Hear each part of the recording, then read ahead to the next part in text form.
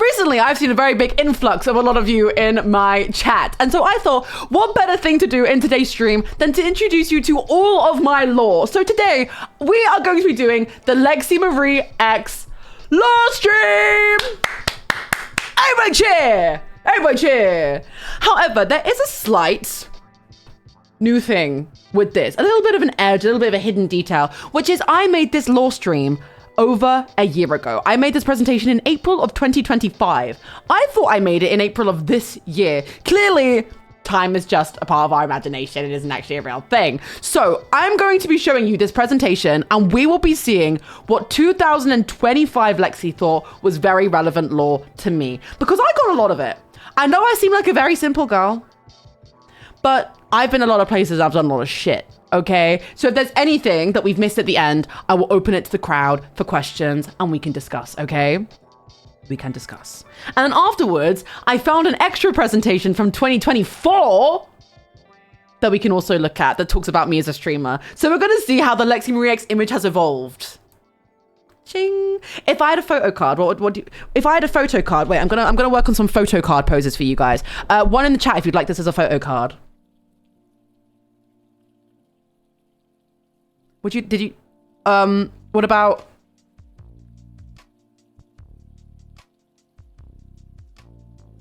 and what about, was that a good one? Kawaii desu! Yes! I'm so guiopta! Give us a chew apple. Yes! Bang, bang, bang! My natural ego is very refreshing, isn't it? It really is, huh? Okay, welcome in. Welcome in, no time for questions. No, notebook and pen out. You should take notes, okay? It's actually quite scary seeing what the fuck I'm gonna put in here. I took one look at some of the slides and I went, fuck. But, God, I haven't even had a Red Bull today, guys. This is me uncaffeinated. This is me after 2 sips of Peepos. Okay, welcome to Lexiemariex lore stream. So Comic Sans, it's always Comic Sans. My origins, what the fuck did I mean by this? Okay, as you can see, growing up, wait, I just hit the exact same. Wait, why do I look wait, guys, I look the same. Guys, have I hit puberty yet?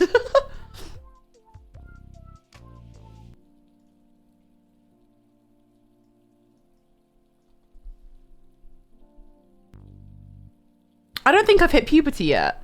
Such a lovely prepubescent. Wait, why can't I move my camera anymore? Oh, there you go, sorry. Okay, my origin story. I was probably the most basic white girl that you could ever imagine in your fucking life. Same photo, yeah, I'm just so fun and youthful. I spammed this new look striped shirt because Zoella had one similar. And in case you can't tell, this is me in the corner with a flower crown that I got, I'm pretty sure, from Primark. So I was living the high life. And I was just your most bog standard white girl that had the shit bleed out of her at school. Is there homework? Yes, you have to recite all of this back to me at the end, okay? So Lana Del Rey Tumblr. Oh, you know I ate up a little Tumblr feed. You know I ate that shit down. I don't really know what I meant by origin story. Basically, I was born in Worthing, grew up in Worthing, horrible place. That's why I say I'm from Brighton, W Law. And I basically grew up a really big loser. But as you guys know, I did make YouTube videos when I was a teenager. I've done a stream before where I show you guys my really embarrassing original YouTube videos. They are so awful. They are so bad. I actually deserved to get bullied at school. It was so embarrassing. I was doing what's in my bag, how to do my makeup when this was my makeup. Absolutely terrible stuff. And for some reason, I only wore this one shirt all the time, always. I had to move classes around a lot when I was a kid. But when I was like 15, 16, I did a reaction to a K-pop song called Party by Girls' Generation out of nowhere because I just loved K-pop, because clearly me having my own YouTube channel and being really lanky and a bit chopped at school wasn't enough. I went, no, I need the kids to bully me a little bit more. I'm actually making it a little too simple for them. Let's make it even easier. I'm also going to be a K-pop fan in 2013. Lit. There's a running meme for everyone who lives in Worthing that people who say they're from Worthing is basically the entire South Coast. From like one end to the other, you live in Brighton, basically. And so I started a K-pop YouTube channel, which, girl. So this was the thumbnail for my very first K-pop reaction. And I'm not gonna lie, I kind of ate down. Even though I was hitting the Tumblr. Like, what was it about 2013 Tumblr where everyone was hitting the... Also, let's not even talk about, why am I doing a dark, smoky eye? This was for Blackpink's debut, by the way, so Boombaya, when Blackpink first came out with music. Why am I wearing a dark, smoky eye, no eyeliner, no mascara? Someone talk to her. Someone talk to her and put her down gently, okay? We need to discuss it. We really, truly do. So I started doing these reactions and they started doing really well. I think I released this video. God, I wore this shirt all the time. Even though it was too short for my arms, apparently. I released this video and then I went away on a school trip. I think I was away for maybe 5 days and I came back and the video had 10,000 views. I don't know how many it had now, but for a 15-year-old, I think I was in I don't know what year I was in. I think I was 15, 14. Having that many views in like 5 days when you're used to getting like 10 was crazy. And I tried having YouTube channels before. I had a collab channel because I was so into like O2L and the Janoskians and stuff when I was a teenager that I had like a collab channel with different girls around the country who I wasn't even really friends with. And each day one of us would upload. It was crazy. We basically just stole O2L's and we reheated their nachos, honestly. So then I just kept it going, and this was like me during when Blackpink debuted, all this kind of stuff. And then I did this series where I forced my friends to react to K-pop. And it's literally all my college, like my friends from school. There's like here in the top right corner, this is my friend Olivia there in the blue shirt. And all of them I'm still friends with actually. And this video banged. These videos now sit on like 1 to 2 million views on my channel. Like people ate it up. And I reached a point with my K-pop channel where I was growing 10,000 subscribers a month. Like I think I went from, it's really funny because when we did Lifesteal, there was a video that came up on my feed and it was Jimmy Solidarity, and he was reacting to a graph that somebody had made, and it was everybody on Lifesteal World's YouTube journeys, starting from the first person in like whatever year that was throughout the years. And it was like one of those graphs where people go up and down, does whatever. And it's so funny because you're watching it and it's all these Minecrafters, and then it just hits like 2016 and you just see me go like bang, because I think I gained maybe 50,000 subscribers in like 2 or 3 months, which is not the average I just said, but it was ridiculous. Like I was like, I gotta keep doing these videos with my friends. Like it was insane. But it does mean I have quite the digital footprint, because as we've established, how do you go from, I think the K-pop reactions to Lifesteal is like a W pipeline that everybody's been through. I don't know what you mean. But it does mean that my online footprint is kind of ridiculous. Because first of all, look at this fucking thumbnail. It's so chopped.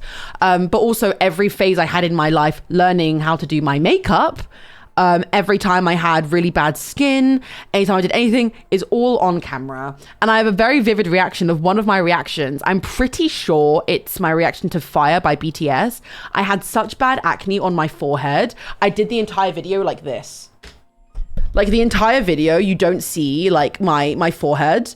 I had it cropped, like the camera cropped down so that you couldn't see my face. And that's on girlhood. But then I continued my life. Who is this girl? There is nothing worse than me when I was at high school, because I wanted nothing more than to be a cool girl. Like I fell for like school peer pressure so fucking bad, which is, it's cringe, guys. It's so cringe. Don't try so hard to be the coolest girl. Like I was there in my pretty little thing dress with my like really dark contour and my really pale foundation. Who is this woman? And you want to know where this is? This is Shoosh in Brighton, which is now Horizon on the seafront. Horrifying club. I got spiked here. God. And my little squashy arms. Look at me go. And I really felt my oats in this photo too. I used to put this really strong filter on all of my photos, so everybody who followed me thought I was ginger, because I was obsessed with Visco. I was so obsessed with Visco that I would put this certain Visco filter over it. It made me look ginger. And so when I first started streaming, I realized everyone would come into my chat and be like, oh my God, we thought you were ginger.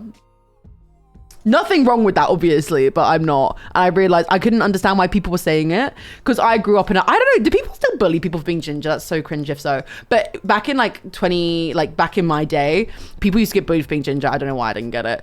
The whole gingers had no souls thing was like rife back then. So I was like, are people trying to take the piss? And I realized it was because this fucking filter. But I do think I might bring back this pose.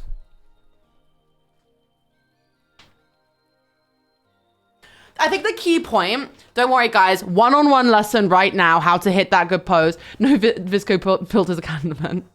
I'm not ginger. Hello? You gotta really flex the back. So you kind of gotta squat from the knees, really squat the knees, make sure you're nice and supported so you can hold it for ages, because inevitably you will give your phone to somebody in the smoking area that doesn't know how to use it and is too drunk to. It's normally a man, so you have to hold that squat for at least a minute or two whilst he figures out the phone and the angles, okay? So lots of support in the legs, but then you've really got to get that back like really quite arched, because you got to, and then because then you got to turn around a little bit so that it's not so obvious.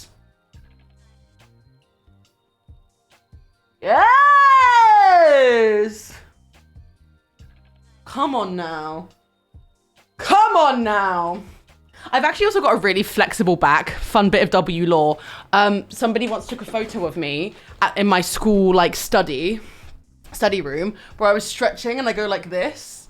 And I'm stretching and he takes a photo of me and I'm like this. And they edited it to be the Kim Kardashian photo where she has the champagne bottle on her ass.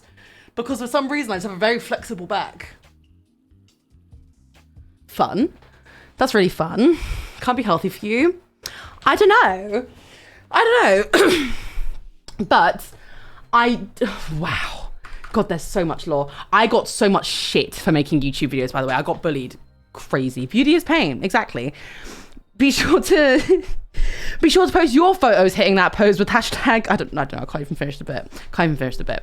But basically, I then spent the rest of my teenage years, it was so crazy because I was trying so hard to be a cool kid, but at the same time was doing probably every single thing that you would do to get outright bullied at school. K-pop fan. I loved K-pop so much that I would turn up to my music, when we had to do music classes, I'd turn up for my music assessment, I'd sing K-pop to everybody. I sang The Boys by Girls' Generation with my best friend Olivia in year 9 in front of the entire class. I remember the hot guy from the year above walked in and saw us. Oh my God. So whilst I was doing my most in my Pretty Little Thing dress and my sleek contour kit, I was also probably the easiest kid to bully in maybe a countrywide radius. However, things turned the fuck around. And here's the weirdest thing, right? Here is the weirdest thing about my online trajectory. I announced an award for BTS. And it's one of my craziest pieces of lore that is just grows more impressive every single time. It gets time to ruminate. So this was me. So basically what's so crazy about K-pop YouTube, right, is that I had at this point maybe 150,000 subscribers. That's a lot of subscribers. And if somebody in England had that many at the time, you'd be a well-known name. So at the time, I had a similar subscriber count to maybe Becky, Bambino Becky. And Becky was doing she was going to events and she was meeting people. She was doing Summer in the City. I wasn't, because K-pop YouTubers, that's not the same as a mainstream UK YouTuber, right? However, I got this shifty email through, and in Korea, they have this big end of year awards show called Mama. And it's their music awards. And they were like, hey, do you want to announce the award for best new album of the year or song of the year? I think it was song of the year. And they go, I had no idea if it was legit or not. And they literally were like, we just need you to film yourself talking about, reacting to, and announcing 5 different songs, all the nominees, and then send it to us. And I was like, do you know what it is? What's the most that I can lose? At most, I've sent this video of myself to a stranger. He might be doing something crazy with it. But best case scenario, I'm announcing an award for possibly one of these groups. And I remember it being Blackpink, I think, BTS, I think 101 was in there. This was 2018, I think. And so I send it to them, and then out of nowhere, I get this message, and my phone starts blowing up. I do still do stuff in the K-pop community. I do. I'm in a dance team called ODC, and I do still upload on my K-pop channel. This was what I looked like This was me in college, in my study room, like in the PC study room. I was ill as fuck with tissue up my nose, watching myself. And as I watch it, I see myself on the screen. And I'm like, what the fuck? And I announced an award for BTS. And it was around so many people. Do you know what? I can never find the like original video. Let me see if I can try and find it real quick. Because I have the video. Luckily, I screen recorded it on my phone because the video I used to use to show people, like, I think always gets removed off of the internet. And it's so crazy because... Do I still have it? I don't know if I do. I do. When did I download it? December 2019. Let's see. Let's see if I can find it for you guys. I really should have had that on hand. Why didn't previous me have that? Oh my god, the videos of what I looked like at the time. Fucking hell. Wait, can I find it? Can I find it? Bear with, bear with, bear with. I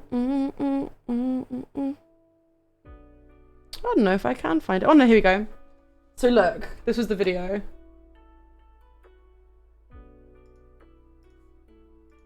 So it was like a whole video thing, but this was basically what it got played to about myself, is that I did announce an award for BTS. And what's even crazier is that one of the guys that also did it turned out to be one of my best mates down the line. So the world is really, really small. But that's just like probably one of the coolest things I've done K-pop related in my life, okay?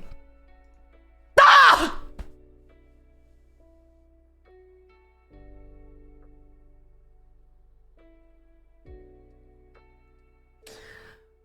What y'all know about Catchy? What y'all know about Catchy and Yuhak Sonya? Come on! So, very quickly after I did the Mama Awards... This is so long ago now. I don't even know if you guys are going to know the lore. Okay. So, really quickly after I did that award show at BTS, bear with me through the K-pop stuff, okay? Very quickly after I did the award show at BTS, the label, like the company that did it, Mnet, they reached out to me and they were like, hey, we want to sign you. We really want to sign you with our agency, which is CJ They had, who were like, CJ they like run 80% of the entertainment industry in Korea. They're like, we want to sign you onto our creator like platform and basically manage you. And I was like, oh my God, yes, I'd love that. But before they like officially tried to sign me, they kind of were like, we want you on a TV show. They were like, we want you to come to Korea and be in this TV show called Yuhak Sonya. I can't remember if that, I think that's the name of the group, not the show. And basically the concept was they had, how many girls? 10? They had 10 different girls from 10 different countries, and they go to Korea and they learn about Korean culture and they become a K-pop group and they release a K-pop song. And they were like, we really want you to be the girl from England who goes. And I was like, okay, yeah, I'll do it. Until they sent me the dates and it was perfectly over all of my exams. So at this point, I'm like, how old would I have been? 18, 17? And I'm doing all of my acting auditions because I was going to go to acting school, all of my like A-levels, and the filming for this went over all of it. And I was like, is there any way you can change the dates? Like, I tried it. And they were like, no. So I ended up not doing it. But what's really, really funny is that the girl who went from England is this girl here her name is Liv, and she's actually very active in the K-pop dance scene and we're friends now, which is very funny. But this girl here I was friends with for ages, and she followed me and messaged me because she was like, we got told that you were doing the show. So apparently some girls that did the show, they were using me, like the company were using me to be like, oh, we've got Lexiemariex doing the show. The concept of somebody hearing that I'm doing a show and being like, that's so fun and exciting. I didn't realize I had pull like that, but allegedly I did. However, it's really sweet though, but the song that they did is so cute. There is not a world where I would have suited it. Like, I'm going to show you it right now. It's a very sweet song. There is no world where I would have been able to do it. Like, imagine me. I want you just for a second, as you watch this, to imagine me in this music video. That shit up. They ate that shit up, but unfortunately I did not, because I was too busy doing my exams. Okay. So I always used to think about that. They didn't become a proper K-pop group. It was just like it was actually for a TV show. So very quickly after that, I don't even know if it was. I don't know what the time span was. This is just random law in a relatively decent order. I think they did get vocal coaching, or they targeted girls that could already sing or dance. So then, one day out of nowhere, I get an email from this guy who is very well known in the K-pop community for, she does look like Emma Myers, right? She's so gorgeous. These girls are all gorgeous. They killed it. I get an email from a guy who's very well known for sorting out events in the K-pop community. And he goes, hey, would you mind if we interviewed you? Like, I really want to interview you for this like secret project we've got coming up. And I'm like, yeah, sure, fuck it, why not? Okay. He's like, okay, are you going to BTS this weekend? Because it was BTS at Wembley, the last show that they did before they went on hiatus at Wembley Stadium. And I was like, yeah. And he goes, oh, do you want to meet at the Starbucks? So I turn up to Wembley Stadium Starbucks thinking, oh, it's just going to be me and this guy that I know already. He's going to have a coffee. He's going to ask me some questions. Maybe it's for like a local Korean newspaper or like magazine or something. I turn up. There is him and a woman taking up an entire corner because there's like a 5-man recording like team with massive cameras and like a boom arm, like a mic and everything. Oh, I knew the guy already. He wasn't a stranger. I knew him. And I was like, what? Because it was Wembley Stadium Starbucks whilst BTS are performing. So this Starbucks is crammed and everyone's getting shoved along because there's like a filming team sat in the corner. I turn up and they're like, hey, like, okay, sit down, get ready. I wasn't ready to get filmed like that. I had no idea what was going to happen. And they sit down and this woman starts interviewing me. And she's just talking to me about K-pop and what I like. And I'm just like answering whatever, like trying not to be too loud. Like she's asking the questions really loud and people are turning around and looking like, what the fuck? She starts being like, then she goes like, oh, who's your favorite K-pop group? And I'm like, oh, I love BTS. I also love Stray Kids. And she's like, you're a K-pop group. And she's like, oh, do you have a message that you want to say for Stray Kids? And she makes me like look to the camera and say a message for them. And I go, in my head, I'm thinking, this is a bit weird. I don't like where this is going. She later on asks me, oh, do you like rap or sing? Or anything? Like, we know you dance, but do you rap or sing? And I was like, I can't really sing. So I guess if I was ever forced to, I'd have to rap. She goes, do you have any rap like set up for us? Do you want to rap for us right now? No, actually, I don't. I thought I was there. I thought I was there for a nice little interview about K-pop and BTS. She wanted me to rap in a crowded Starbucks. I go, no, I don't. She keeps asking me all these questions about like like K-pop or whatever.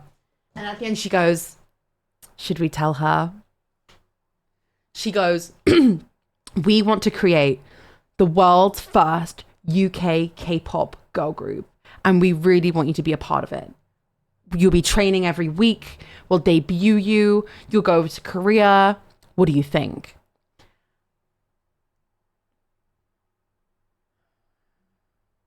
What you guys got to know is at this point, I don't even know what year it was, 2018, 2019. That shit was not smiled upon at all in K-pop. There were like several examples of like Russian girls or like Western girls that went over to Korea to become like, think like EXP. There was a girl called Lena that got like bullied a ton. Like it wasn't a thing. Western people doing K-pop was the cringiest thing in the world. And in my head I'm going, these girls, like, this is not going to happen. This is not going to work. It's not going to be good.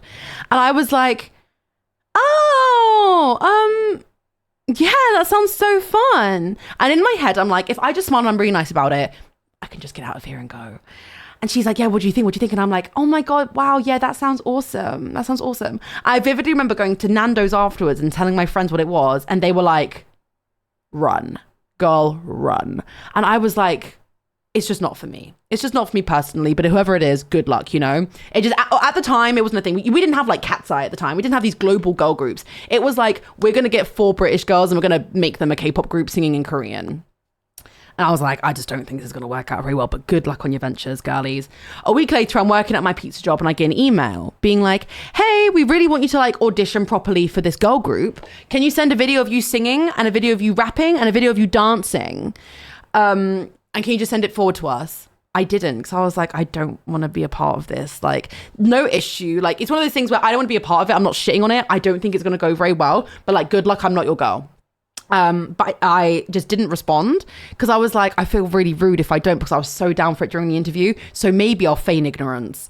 So I don't respond. And then they send me a follow-up email being like, congratulations, you've made it into the group. You've made it in. First rehearsals at Tobacco Dock. Like at this time, turn up for your first training session. And I was like, what?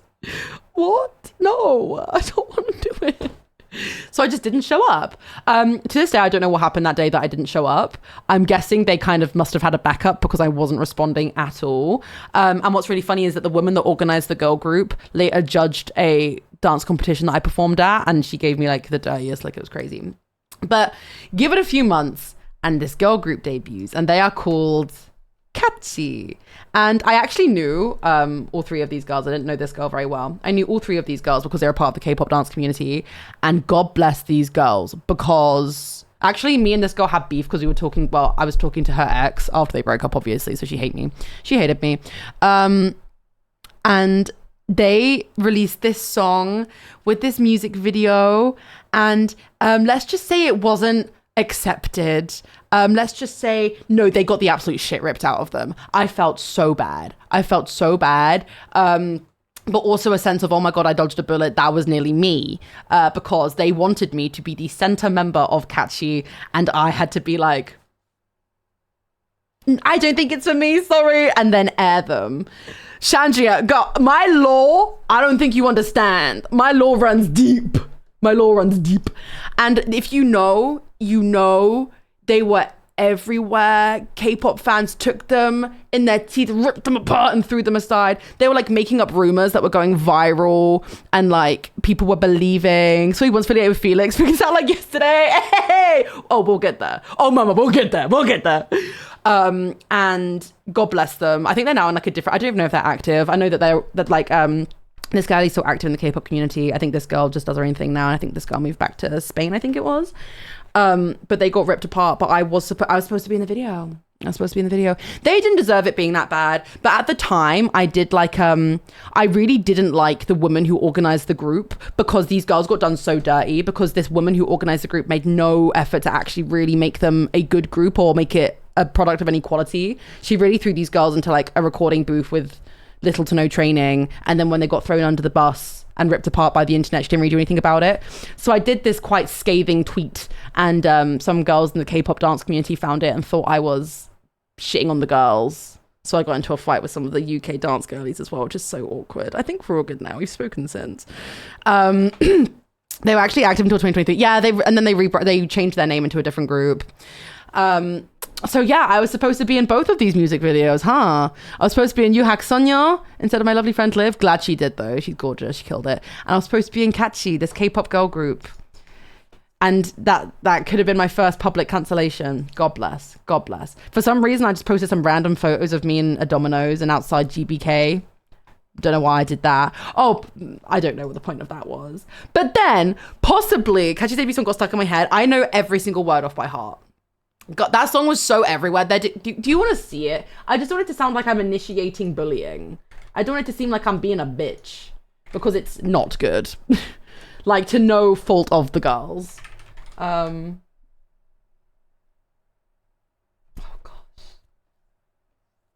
But another girl did a video being like, I was almost in Catchy, and she got like no, but they did like a Channel 4 documentary, like the works. They got the full K-pop experience. Fight to the Among Us morning lobbies? Holy shit. This is the music video. Oh no, I feel... This could have been me though. I feel like I could have eaten this up. This is real culture. This is a real K-pop deep cut.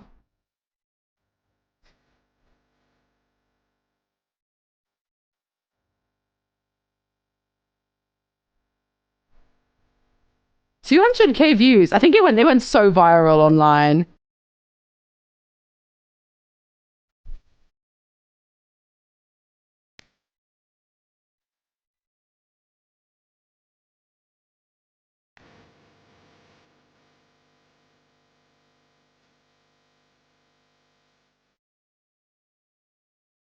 Eat down.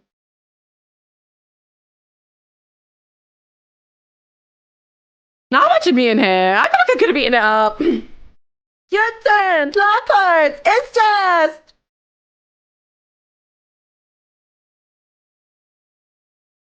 Yes! Oh, they deserve better. Catchy deserve better. Besides the girl that hated me. Besides the one girl that really hated me. Maybe, yeah, I go, Grok, put me in the music video. Grok, put me in the music video. Exactly! The potential was there. They just needed a woman who knew what she was doing running the thing. But then, possibly the biggest thing to ever happen to me in my life happened, which was meeting G Nelly. Me meeting G Nelly, I think genuinely changed the entire path of my entire fucking life, chat. I'm being so serious. And if you don't know who G Nelly is, actual ray of sunshine. She doesn't stream much anymore, but this is my best friend. This is my best friend, G Nelly. I saw her yesterday, my gorgeous, gorgeous queen. And G and I met at a Stray Kids concert. And Stray Kids are a K-pop group, right? And you gotta walk with me here, guys. You gotta walk with me. So, I explain this entire scenario as probably one of the biggest examples of the butterfly effect in my life. Because I got Stray Kids tickets. Stray Kids announced they were coming to England, my favorite K-pop group. I have all of their albums signed behind me. I'm serious when it comes to Stray Kids. And I was so serious about them. I was like, I'm saving up my money. I'm buying VIP tickets. Because in the K-pop world, when you get VIP, you get a thing called high touch. Oh my God, I look so chopped in this photo. Thank God chat's covering it. You get a thing called high touch, which is where you go across and you high five all the members and you get to meet the members. It's kind of like a meet and greet, but really quick. You walk past, you high five them all. It's dumb. I was like, I'm getting VIP. Ticket day arrives. I'm there fighting to get tickets for me and Liv. There aren't any. They're all sold out. There's only singular VIP tickets. And so I go, fuck, I'm so heartbroken. I'm like, God, I really wanted to meet my favorite K-pop group because I was serious about this stuff back then. I go, you know what? I'm going to click the refresh button one more time. If the tickets are there, I'll get them. If they're not, I'm just gonna have to get standard tickets because otherwise this show's gonna sell out. I press refresh. Bang! 2 VIP tickets. What? I copped them. Are you crazy? I think it was like 150 for 2 VIP tickets. Oh God, I missed those are the days. So Liv and I head off to London for the Stray Kids concert. We get like the 5 a.m. coach from Worthing. It was ridiculous. But way before I actually went to the concert, I was so excited. I downloaded Twitter. I have no idea why my brain logic was to download Twitter, but I think it was because I wanted to see other people being excited to go to this concert. I wanted to feel like, you know, because again, none of my friends were K-pop fans. Like K-pop was nowhere near as big as it was now. This was like, again, 2018, 2019. So I was like, I want to find other people that are excited. So I downloaded Twitter, which I hadn't used in years. And I decided to search Stray Kids London. And as I'm scrolling through Twitter, which I never normally use, I just see this random tweet. As in, I was scrolling and I just stopped. And there was a tweet that was like this, if you got VIP for Stray Kids, I'll put us all into a group chat so we can all make friends. I would never... You had to be quiet. No, Chandra, I was saying, when I was in like year 9, I sang Girls' Generation in my year 9 music assessment. Most embarrassing moment of my life. In Korean, mind you. Okay, right. And I like this really random tweet being like, if you're going to the London show in VIP, like this tweet. And I get added into this group chat completely by chance, random tweet from Twitter that I'd randomly installed. And G Nelly was in this group chat. And everybody in the group chat was like, oh, these two are content creators, need to put them together. Because G was roommates with Will and E. And she like streamed on Twitch and she did YouTube at the time. And so people put us together because they were like, oh, 2 YouTubers. But her and I didn't really talk. The most G and I communicated was in the queue. We gave each other a hug because I like knew somebody else better. So I met her in passing, gave her a hug. She said, I'm going somewhere for lunch. All we did was hug. Later on, I think I explained the entire Felix situation with Deep Lore in a minute. Maybe a week or 2 after the Stray Kids concert, I post a random tweet talking about how my favorite member of my favorite K-pop group had changed his hair color. And G responds to my tweet and she's like, why don't you just come to Thailand with me then? Like, I'm going to see them in Thailand. Why don't you come with me? And I was like, what? I was supposed to go into university. I couldn't drop out of university to like go to Thailand with a stranger and a girl that I'd met like maybe just so in passing. And so my parents would never let it happen. Literally going to Thailand with a stranger for K-pop. Like, there's no way that's... My mum is crazy, God bless her soul. And I email my, it gets to the point actually where my mum goes, do you know what? Fuck it, go to Thailand, go on then. I begged them both. They both let me go to Thailand with a stranger. Probably because it was G. She's hardly the most intimidating of faces, God bless. And so I email my university teacher being like, hey, I've got a work thing coming up, because that management, CJE&M that I was signed with, run KCON. So I was like, hey, I have a work thing in Thailand that I can't change. I'll be gone for like 2 weeks. Is that okay? And my lecturer for my uni course that I was about to go on, I mean, as in I'd done the IKEA shop, I'd paid for my deposit, I'd gotten my student loan, the works. He goes, you're going to miss like your entire first unit. Like you will immediately not pass your course if you don't show up for the first 2 weeks of uni. Like, okay, well, fuck me, I guess. And my dad is like, go for freshers. Just go to uni for the freshers and then we'll sort it out. My parents let me drop out of university. My parents take back everything. They cancel all the loans. They cancel everything. And they let me go to Thailand instead of going to university. They let me do a gap year. And it was crazy because I remember doing like the IKEA shop and stuff, and I was so depressed. And I remember it so vividly. I was sat in my bedroom and I was just so upset. And anytime somebody would talk to me about university, I'd be so sad.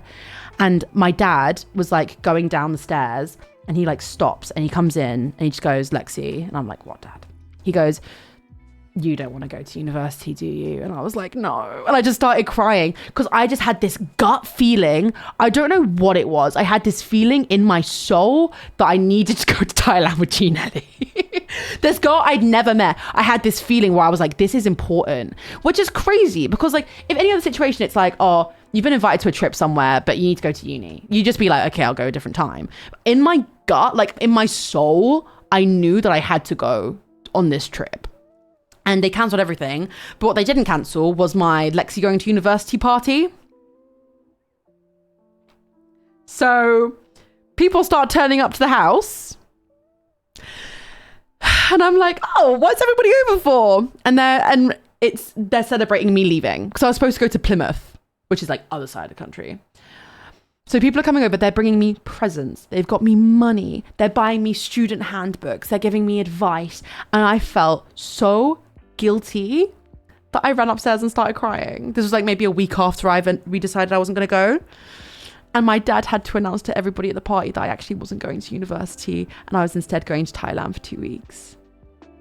Dodged a bullet not going to Plymouth. Hey, dodged a bullet because it was fucking COVID as well. I would have been in Plymouth during COVID. Do you know what their local spoons is called in Plymouth? Do you know what the Plymouth spoons, Wetherspoons is called?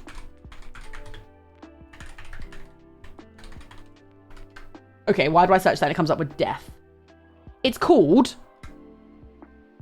the Gog and Magog. That sounds like a slur. I'm sorry. That sounds like a slur. Imagine going, hey guys, want to get a couple pictures of the Gog and Magog? Who fancies it? Anyone? What? To be fair, it probably is racist. That sounds like a very Plymouth thing to happen. I always got too scared to say it. Even now, I'm like sweating at the thought of saying that. Just say spoons. Just say spoons. But it is really funny because they got Plymouth Ho. That's funny. So I end up going to Thailand with G Nelly and our other friend too. Look back to my embarrassing story time about how we nearly got kidnapped in Thailand. Gorge. That's a callback to another VOD, girlies. Come on, get that viewer retention up. And the craziest thing ends up happening in Thailand because I was better friends. G and I were both better friends with this girl in the middle. So the first time G and I met properly was outside her old apartment with Will the day before we flew to Thailand together. That's the first time we properly met. But over the course of this trip, G and I became like best friends. But I had this insane experience at this thing called KCON, which is just like a K-pop convention. And G and I did like a podcast there. I turned up and genuinely you would have thought I was fucking KSI. Like the way when I walked down the street, people would like scream and like run up to me. I was like, I was getting mobbed at this event because like at this point, I think I had like 200k subscribers. And like I said earlier, I had no motion in the UK, but now we're in Thailand, which is one of my top demographics. They're treating me like I'm Rihanna. They're literally treating me like I'm Taylor Swift. People are like running up to me and like screaming. And this photo in the middle is one of my favorite photos because I met this guy here, and this is a Thai dance group. I met this guy here on day one. We did a dance event together, and he goes, tomorrow, can my dance team meet you? Like everyone on my dance, like can some of my friends meet you? I think he says. He goes, I have some friends that really want to meet you. We've all watched you for years. Do you mind if like we meet you at the same place this time tomorrow and we get a photo together? Imagine my fucking surprise when like this many guys come out. I see him, I'm like, hey, like 15 guys come out behind him. They were all fans of mine. Bro, what? Me hitting one of these bad boys. And I still have it. It's a video that's very near and dear to my heart. I have a video compilation of me like getting photos with viewers that G took and that I edited because it was so important to me. It was like the first time in my life that I'd been like stopped and recognized, literally like trying to leave. I think at one point I was only having a panic attack and I was trying to leave and I got stopped like 20 times. And I was like, holy shit, this is crazy. But also there is something really insane that came from this. And that is, why did I put the text here? Okay, love. Why is the text there? And that is my deep, deep Felix Stray Kids lore. I need to fix where the text is here because that's really pissing me off. Okay. Love, love, love, love, love. Love, love, love, love, love. Shandria, lock the fuck in. Okay. So, if you don't know who Felix is, he's from my favorite group, Stray Kids, and he's like a very popular member, right? I have a lot of videos to accompany this, but for some reason didn't put them in here. Don't know what me last year was thinking. This lore runs deep. So, I'm going to take you all the way back to that Stray Kids concert I told you about where I first met G. My stomach just rumbled so loud. I'm so sorry if you heard that. He's like one of the most popular, he's like probably the most popular member of the group. Oh, bye, Delilah. So I am at this Stray Kids show. It's 2019. We're so close to the front. They're dancing in front of us. It's at quite a small venue.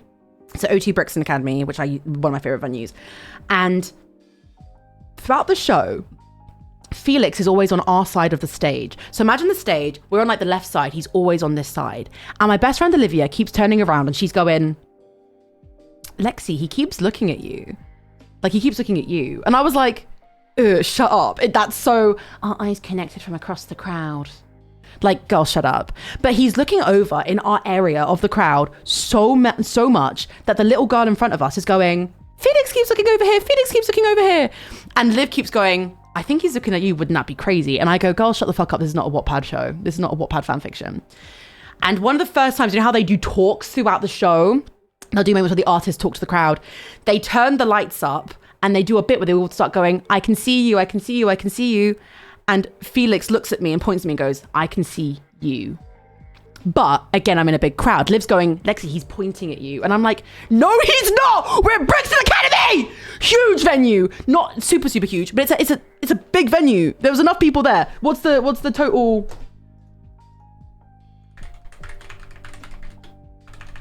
It's a capacity of 4,300 people. You think he's pointing at me, you silly, silly tart. Where'd that come from? I've never called someone a tart in my life. There's also an extra bit of lore that I need to that I need to go all the way back to. Because when I did sorry, I'm telling a story really, really badly. Put a pin in it. All the way back when I did the Mama Awards, when I announced the award for BTS, all the way... Oh, going the wrong way. Oh my God, spoilers! Oh my God, why is this so hard to control? Gosh. All the way back when I did the BTS award. You're probably like, Lexi, what is this? That's not BTS. So after I announced the award for BTS for Mama Awards, I got a DM request on Instagram by a viewer of my K-pop channel. And it was a message that was like, hey girl, I know you're a really big fan of Stray Kids. I have this video of Stray Kids reacting to you announcing BTS's award. I thought you'd want it. And I watched this video and I'm like, wow. And as I'm watching the video, I come up on the screen maybe 2 or 3 times. The first time I come up on the screen, you see, this was me being crazy, right? You see Felix go, whoa, and he like leans back. I come up on the screen the second time, he points at me, turns around, taps the member next to him, this guy, and points at me on the screen. Now, this was probably just a lol, something's happening, like, oh, there's a staff member or something. But for me, it was serious. For me, it was serious and personal, and he was pointing at me directly. Okay? Should I see if I can find the video? I should have been so much more prepared. I literally have a folder in my phone called Felix for this exact reason. I've had it for years. I probably should get rid of it, but alas, I have not. Where the fuck? Hello? Hello? Well, why can't I find any of my albums now? Oh, here we go. What was the date of it? Guys, bear with me. Guys, bear with me for just 1 second. God, Google Photos hates to see me come in.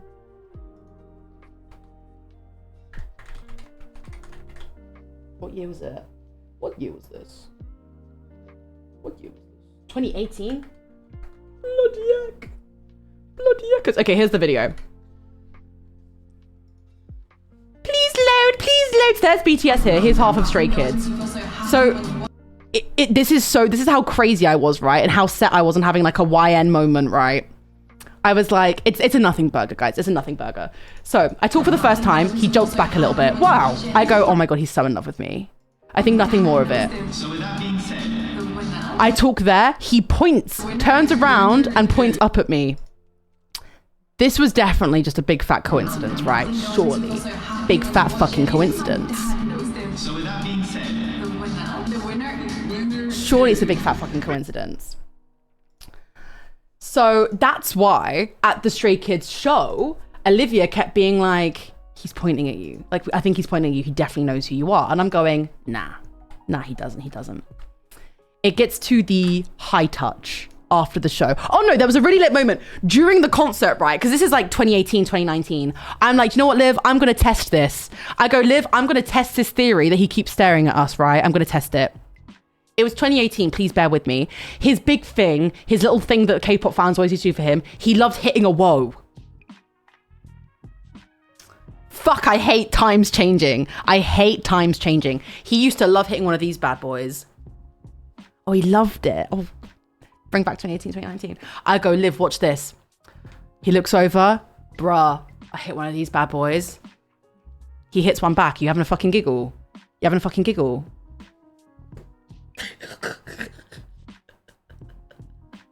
It was 2018! It was 2018 or 2019. Okay, guys, let me live. And he hit one back. And all the girls in my area turn around and start being like, what the fuck? Bro, the woe is powerful, guys.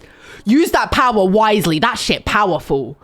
And all the girls around me are like, what the fuck? And Liv was like, I told you, he's looking over here. I'm like, I still think that's just a coincidence. Concert ends. And then it's the high touch, which, like I said, if you forgot, is where they sit all the members in a row and you go along and you high five each one of them. You say something if you want to. I wasn't really going to. I was never one of the people that, like, if I met like a singer or something, I'd be like, oh my God. So I remember so vividly, Udzin was first, RIP. I'm high fiving all of them. Felix is second to last. And then the last member, Chan, is like at the end. So I'm going through, I'm high fiving them all. And I get to Felix. And as I get to him, my stomach keeps rumbling. I really hope you can't hear this. I go to high five him. He like grabs my hand and he goes, I love your videos. He's Australian, duh. In case you couldn't tell. He goes, I love your videos. I stop. Literally like that PlayStation meme with the little like I stop, I turn around and I go, shut up. I go, shut up. I then get shoved along by security. Miss Chan completely. Didn't even get to high five Chan. And I get like taken off because I stopped. Like I fully stopped in my tracks. What? I then had a meltdown in Brixton Mackey's because I was like, oh my God, my favorite musician ever knows that I exist. I very quickly then went into, oh my God, I actually need to kill myself. Because in these videos, I'm going, Stray Kids are my husband. That's my boyfriend. Every time Felix is on screen, I'm going, ah! Like, you know, that guy that was like, Jude Bellingham, Jude. Me. So very quickly, I'm like, I gotta die. The way I started turning out looks after I found out he watched my videos, I started turning out looks. About a couple days after, I get another DM. Bro, my K-pop viewers kept me going at this time. I get a message from a girl and she goes, hey, Lexi, this is really weird. I was actually stood a couple people behind you at the high touch. And because some people, when they do a high touch, you're not allowed your phone on you. So some people either stick their phone somewhere where their camera's stuck out so they can film, or they audio record it if they have things they're going to say. She goes, I have an audio recording of Felix telling you that he loves your videos. Like, do you want it? I'm like, girl, yes. And in this video, you hear so clearly him say, I love your videos, and me, like a silence, and then me going, I think I was quiet for so long as well. And then me going, shut up. So I tell the story online. I vlogged the concert because I used to do that stuff. I had a K-pop channel. Come on.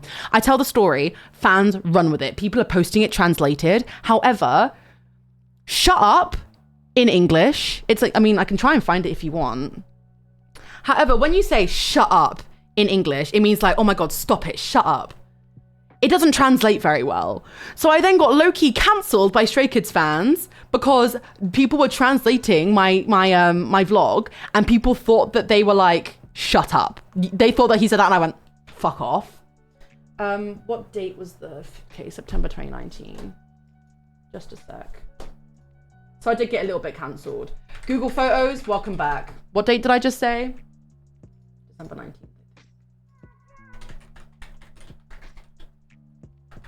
I think it was 2018. Oh, not 2089. Go, we're not even there yet. 2019. I could just look, to be honest. I could just look. Yeah, it was. Oh, 15th of September. Where did I get December 19th from?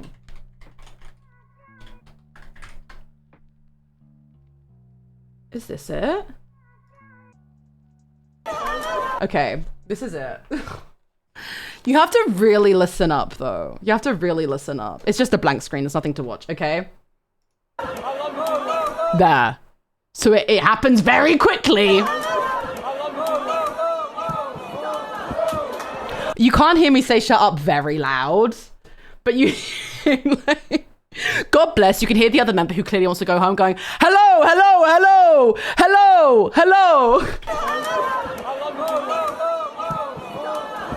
Then you hear me say shut up there, but my voice is a little higher. So that went a little bit viral, but alas, that's not where the law ends. That couldn't possibly be where the law fucking ends, because I then go to KCON Thailand with the intention of like seeing Stray Kids live again. And so at KCON, what you do is that you turn up for the, thank you. You turn up, you watch them do a little like show thing throughout the day, and then you get a scratch card and you scratch it off and you either get like signed merch or another high touch or something. I tell you, I go to this KCON Thailand high touch for Stray Kids. I turn up, I grab his hand, he looks up and he goes, Lexi?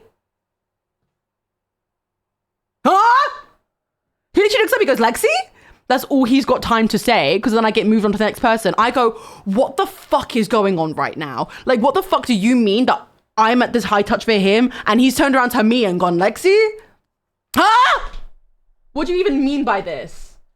So then in the evening, how KCON works is that you have events all day for 2 days with the bands. And then in the evening, there's a big show. And so we turn up for the show and we're really close to the stage. However, Stray Kids, like when they came on to perform, Felix was always on the opposite side of the stage. He was never on my side of the stage. So I was like, you know what? Maybe I'm just not going to get another interaction. That's okay. We've gotten this far. You know, it's fine. At the end of the show, they get all the bands and they walk around the perimeter of all the stages so that they can wave to all of the fans, right? I need to find this video. First named, he knew me well. That's my good friend. Sorry, I promise all of this won't be so up and down. And so I'm like, oh my God, this is my only chance to like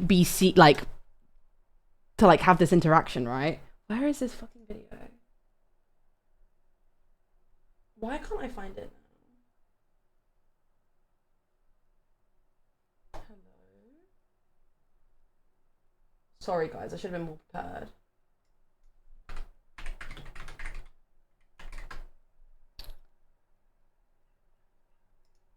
Oh yeah, I think I needed to edit this because my brother was texting me. So just be aware that my brother Josh is texting me in this video. So they're walking around the edge of the perimeter and Stray Kids are coming over to us. And and in my head, I go, I'm going to put my fucking phone away. Because at the end of the day, I've got all these K-pop groups. It's like 80s, IZ*ONE, X1, Stray Kids, so many amazing K-pop groups. They're all about to walk past me. I'm putting my fucking phone away. Come on. I put my phone away. And as they're doing the walk around, I think some of the Thai girls are trying to leave early to beat like the rush. So we end up at barrier. So we're like at the very, very barrier.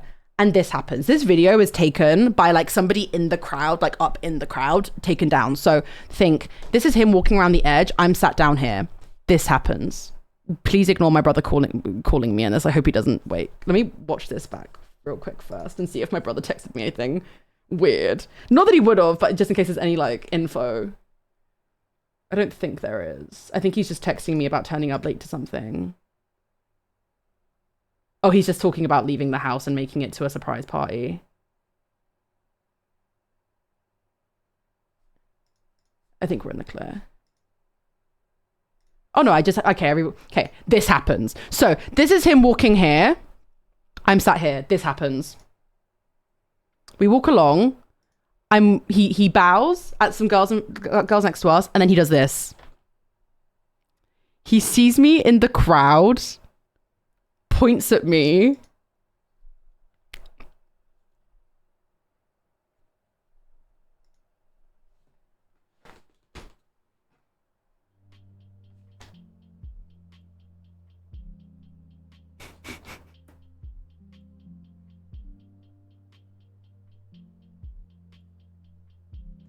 Yeah, I kind of got that effect on people. Yeah, I kind of got that magnetic effect on people. That video goes so fucking viral on Twitter with people guessing who it was that he was pointing at. G then posts her video because she was filming. So there's a perspective where he like points at the camera because she was stood right next to me. She posts that, it goes really fucking viral. I get so much hate and so much love. They're calling me like the president of Stays, which is like their fan club like name. But what's even funnier is that one of my really, really good friends, John, actually trained with Stray Kids. And he's really close with Felix and Chan. And he every day like laughs about it. And he's like, I find it really funny. And he's like, he was like, he always used to joke about messaging him saying that we're friends. And I was like, that might make me look like a creep, John. Allow it. So that's my deep Felix lore. That's my good best personal friend, Felix. Yep. That's the end of that section. That is easily the chunkiest section of this entire thing, by the way, because there's so many videos. My close personal friend of the channel, Felix. I then kind of stopped listening to Stray Kids as much because their music stopped being my kind of thing. But I also just got really I got really weirded out by it because every video I made, not weirded out in a bad way, but every video I made, I was like, oh my God, I'm being perceived. You should have seen the way that I was rocking up to these videos. Where I think like the next video that I did that after I knew he watched them, I like did my makeup. I had contact lenses in. What did I look like? Yeah, this was how I rocked up to my next freaking like, why have I got these contact lenses in? This is how I rocked up to the next filming. I was like, I have my face card. I have my makeup on. I have my eyelashes on. I look bad. I have my contact lenses in. Felix, you were getting a show, mama. That wasn't even... Oh my God, it was after that. Wow. And that's my Felix lore. Woo! Okay. That was such a small segment of such a big story. Chandria, there's another K-pop story later. You got to lock in. Hate to break to you, he's following me on Twitch, and I heard his name is Chandria. What would you do, guys, if Chandria was actually Felix? That thought has crossed my mind as well. Anyway. Very quickly after that, I got to interview Dreamcatcher, who are this amazing girl group. They are so sweet. I love them so much. This photo I literally have on my wall. It was the sweetest experience. There have been quite a few K-pop groups that I was supposed to interview. I was supposed to interview P1 Harmony. I was supposed to interview... I always forget their name. I was about to say... Oh my God, wait. Harry's just sent me a reel going, did the doctor actually say this? I'm going to take a big fat guess at no. K-pop boy groups, what are they called? No, I need just like a list. Oh my God, that's so annoying. It wasn't Rise, but it was somebody Rise adjacent. There are a few groups that I was supposed to like interview that I never ever did, which is like annoying. But Dreamcatcher I did get to interview. God bless, they were so... It wasn't Boy Next Door. Genuinely give me I don't want to take ages trying to find the name though. Oh, if it was Tours. Do you know what's fun about Tours though? My good friend, one of my best friends, Noah from I Force My Friends to React to K-pop, like wrote one of their recent songs. No, if you give me a second, if you give me a hot second, I might be able to find. It's not. I think they're quite niche, to be fair. It was an Alpha One Drive. I would have popped my fucking pussy for that. Why can't I, guys? This VOD is gonna be a shit show. I'm so sorry, guys. My inability to just let something go. It wasn't Gravity. I think Gravity were on the cards as well. Oh my god, this is so annoying. Give me 2 seconds. I can't find it. I feel like it began with a K. It wasn't Kickflip. God, some of these names are wild.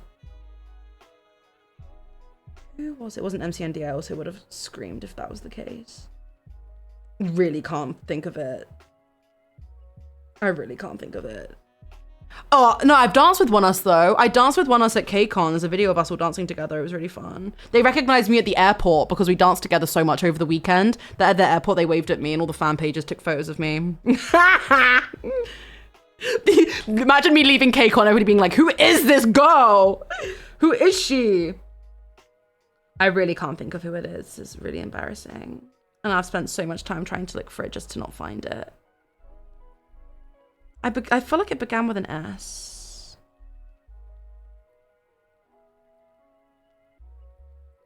If you gave me time, I'd be able to find the text back in my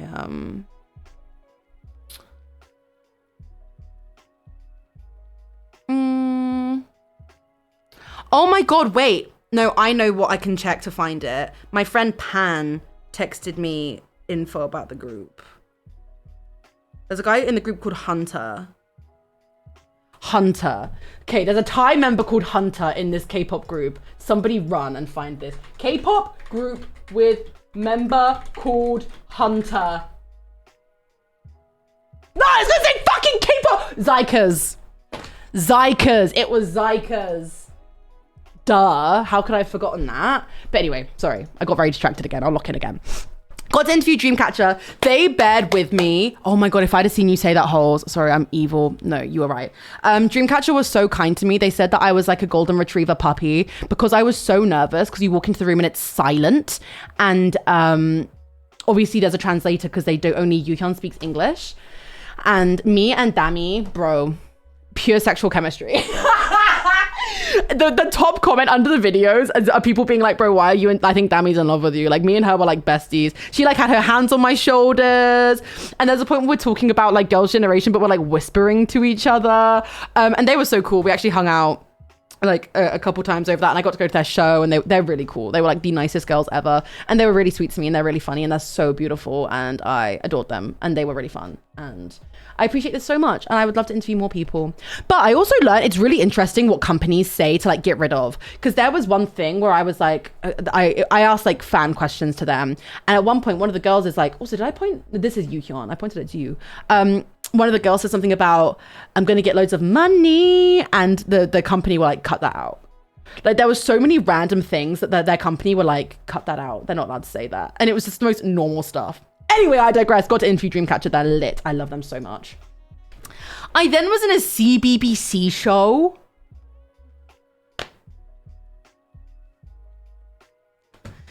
We got asked to go to like a BTS pop-up. We got interviewed for the CBBC. The girl who interviewed me, Talia, she's now a friend of mine. She did like Strictly, which is lit. Like, was in a CBBC show with G and my friend from Thailand again. Like, why am I wearing that? I bought that top in Thailand. I think G bought it and it didn't fit her. It didn't suit me very much either. I was obsessed with wearing a headband that coordinated with the outfit as well, because I was hanging out with G so much and that was so G style. It just didn't suit me very much though. Was in a CBBC show, love. And then probably the biggest change in my life happened. So not only did I meet Jean Elliott at a Stray Kids concert, dropped out of university for her, I then was going to a concert for a group called Day 6. And this is like 2020. So COVID is about to happen. It's the last concert that I went to before COVID. Obviously, I had no idea. And G goes, oh my God, I haven't seen you in ages. Oh my God, Chandria, I was supposed to do a stream with Jay from Day 6 when he was streaming. I was in the same lobbies, but we were never in the same one. It was so upsetting. G's like, come stay at mine after your concert, because they live nearby. So I turn up to her flat and she's like, but don't worry, I'm going to be Did the audio change for anyone else? Don't say that. Don't say that. Don't say that. Ew. Ew. Ew. Ew, wait a second. Sorry. Banned! You're banned for being a pervert. Oh, I didn't ban you. I didn't click the button. Banned!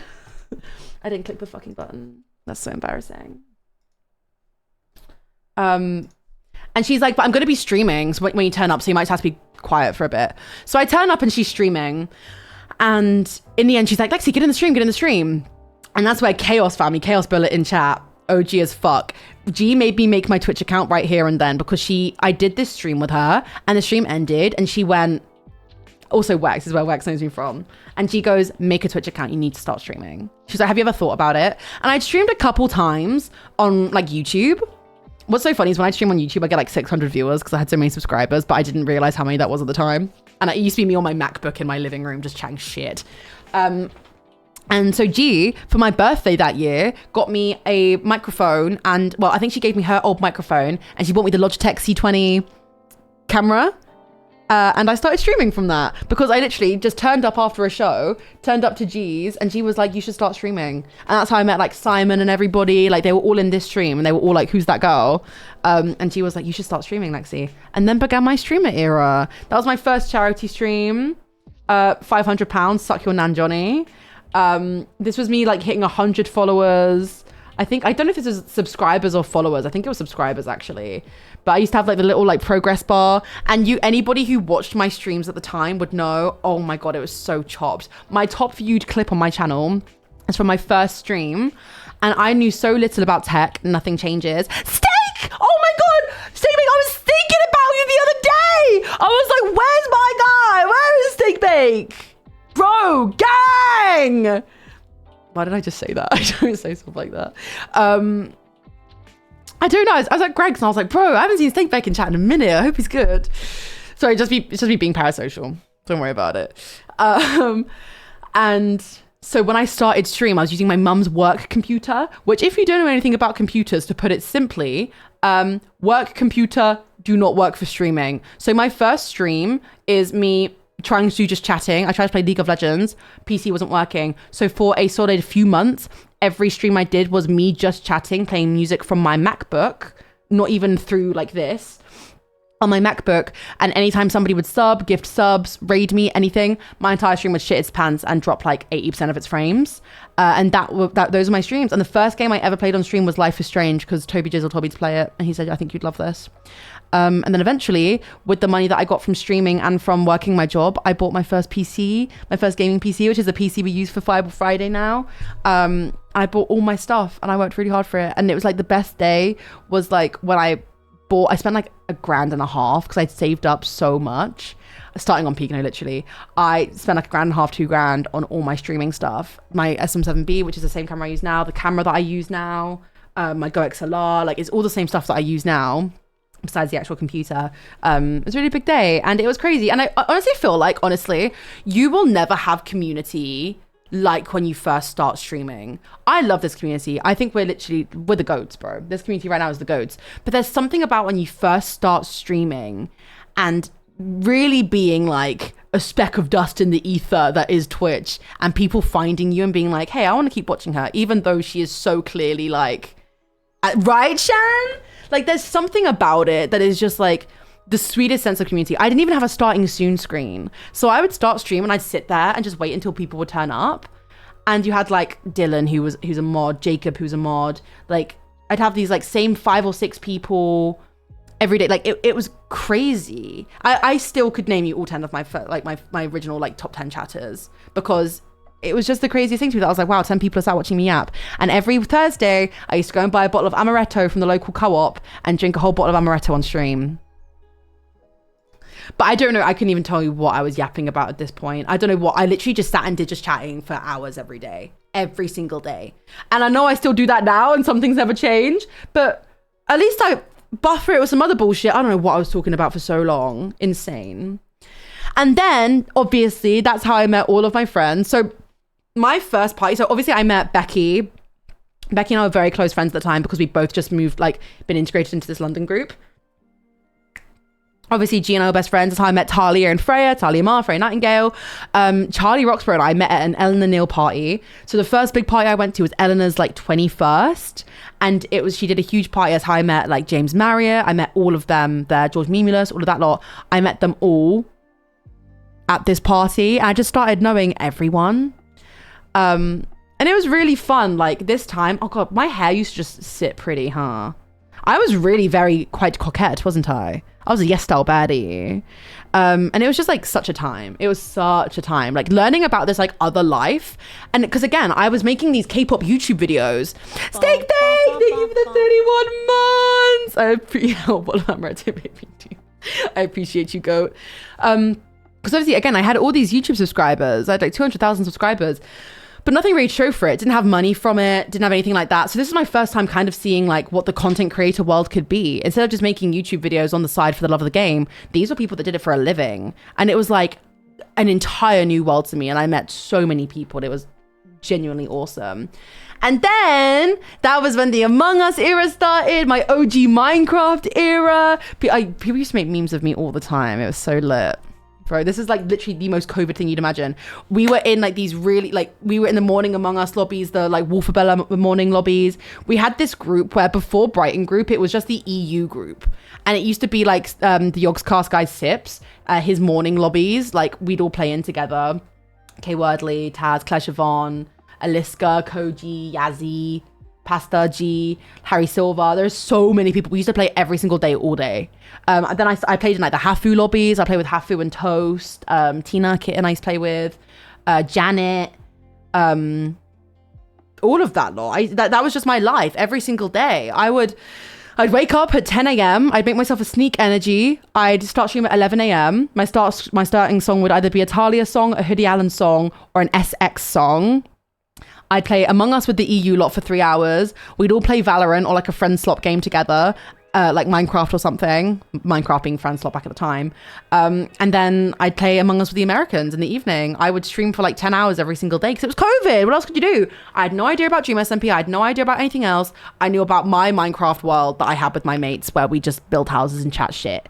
Rust, I was in Rust lobbies. That was a really good time with Base Trade. It was like, that was my life. That was my life every single day. And eventually I quit my job and this was everything for me. And I moved into my bedroom and I had a new life. Oh my fucking God, no, we're not talking about that. That should have been in my most embarrassing moments, actually.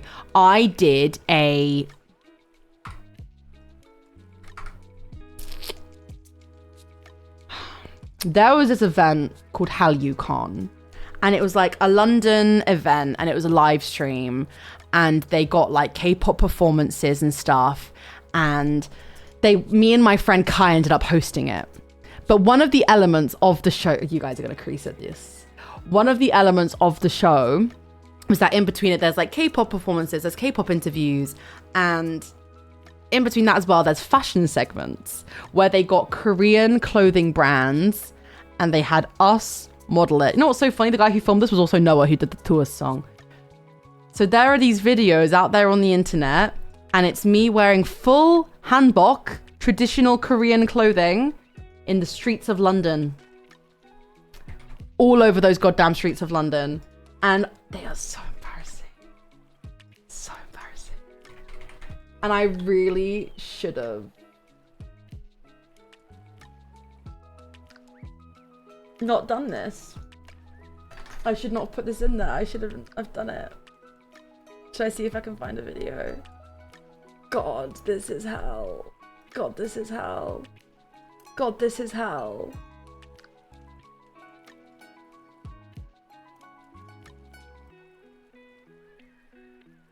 I'm gonna see if I can find these. Oh!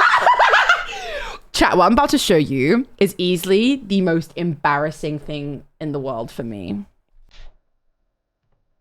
I really thought I was eating down.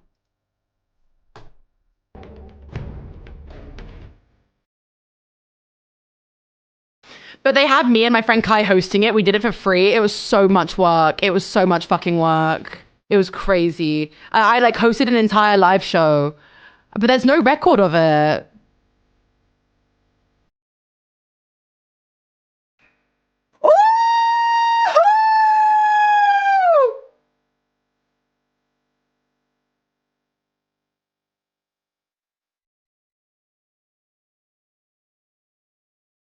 Yo! Santo eating that shit up. My good friend Santo. I really thought I was eating it up. I really thought I was like...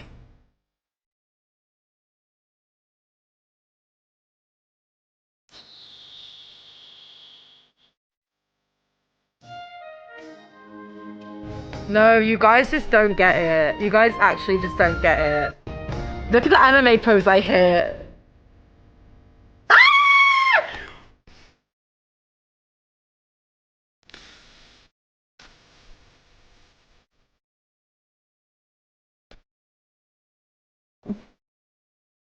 Hell, hell, hell. Handbook's comfy as fuck though. That shit was comfy. Music change. Why am I smirking? I'm quite literally going like...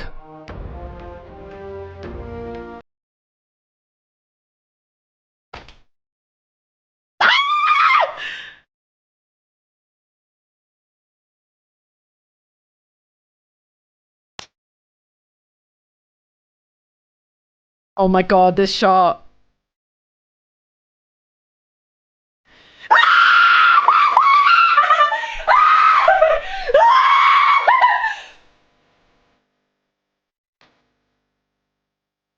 May the Lord strike me down. Girl, stop that leg.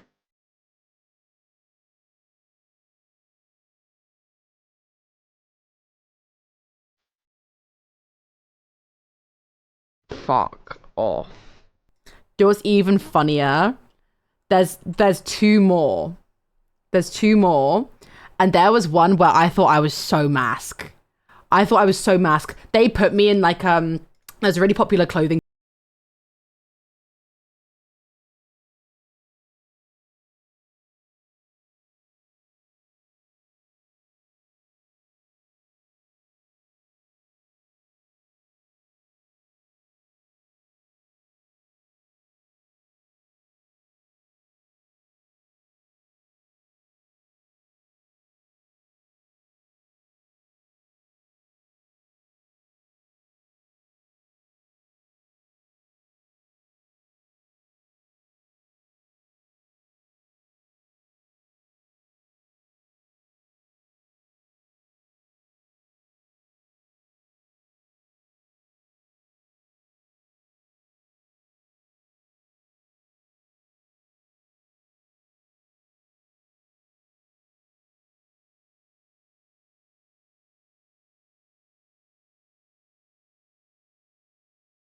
Where's the outfit? Causing a mother quake.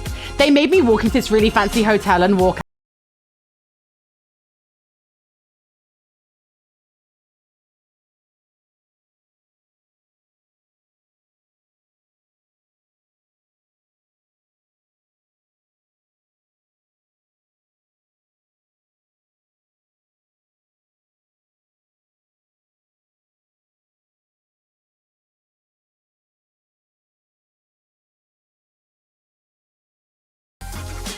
Oh my god, how long is this video? Oh my god, they put me in this fuck ass outfit. They put me in this fuck ass outfit. I don't think it's in this one. Oh my god, this is me in my mask era.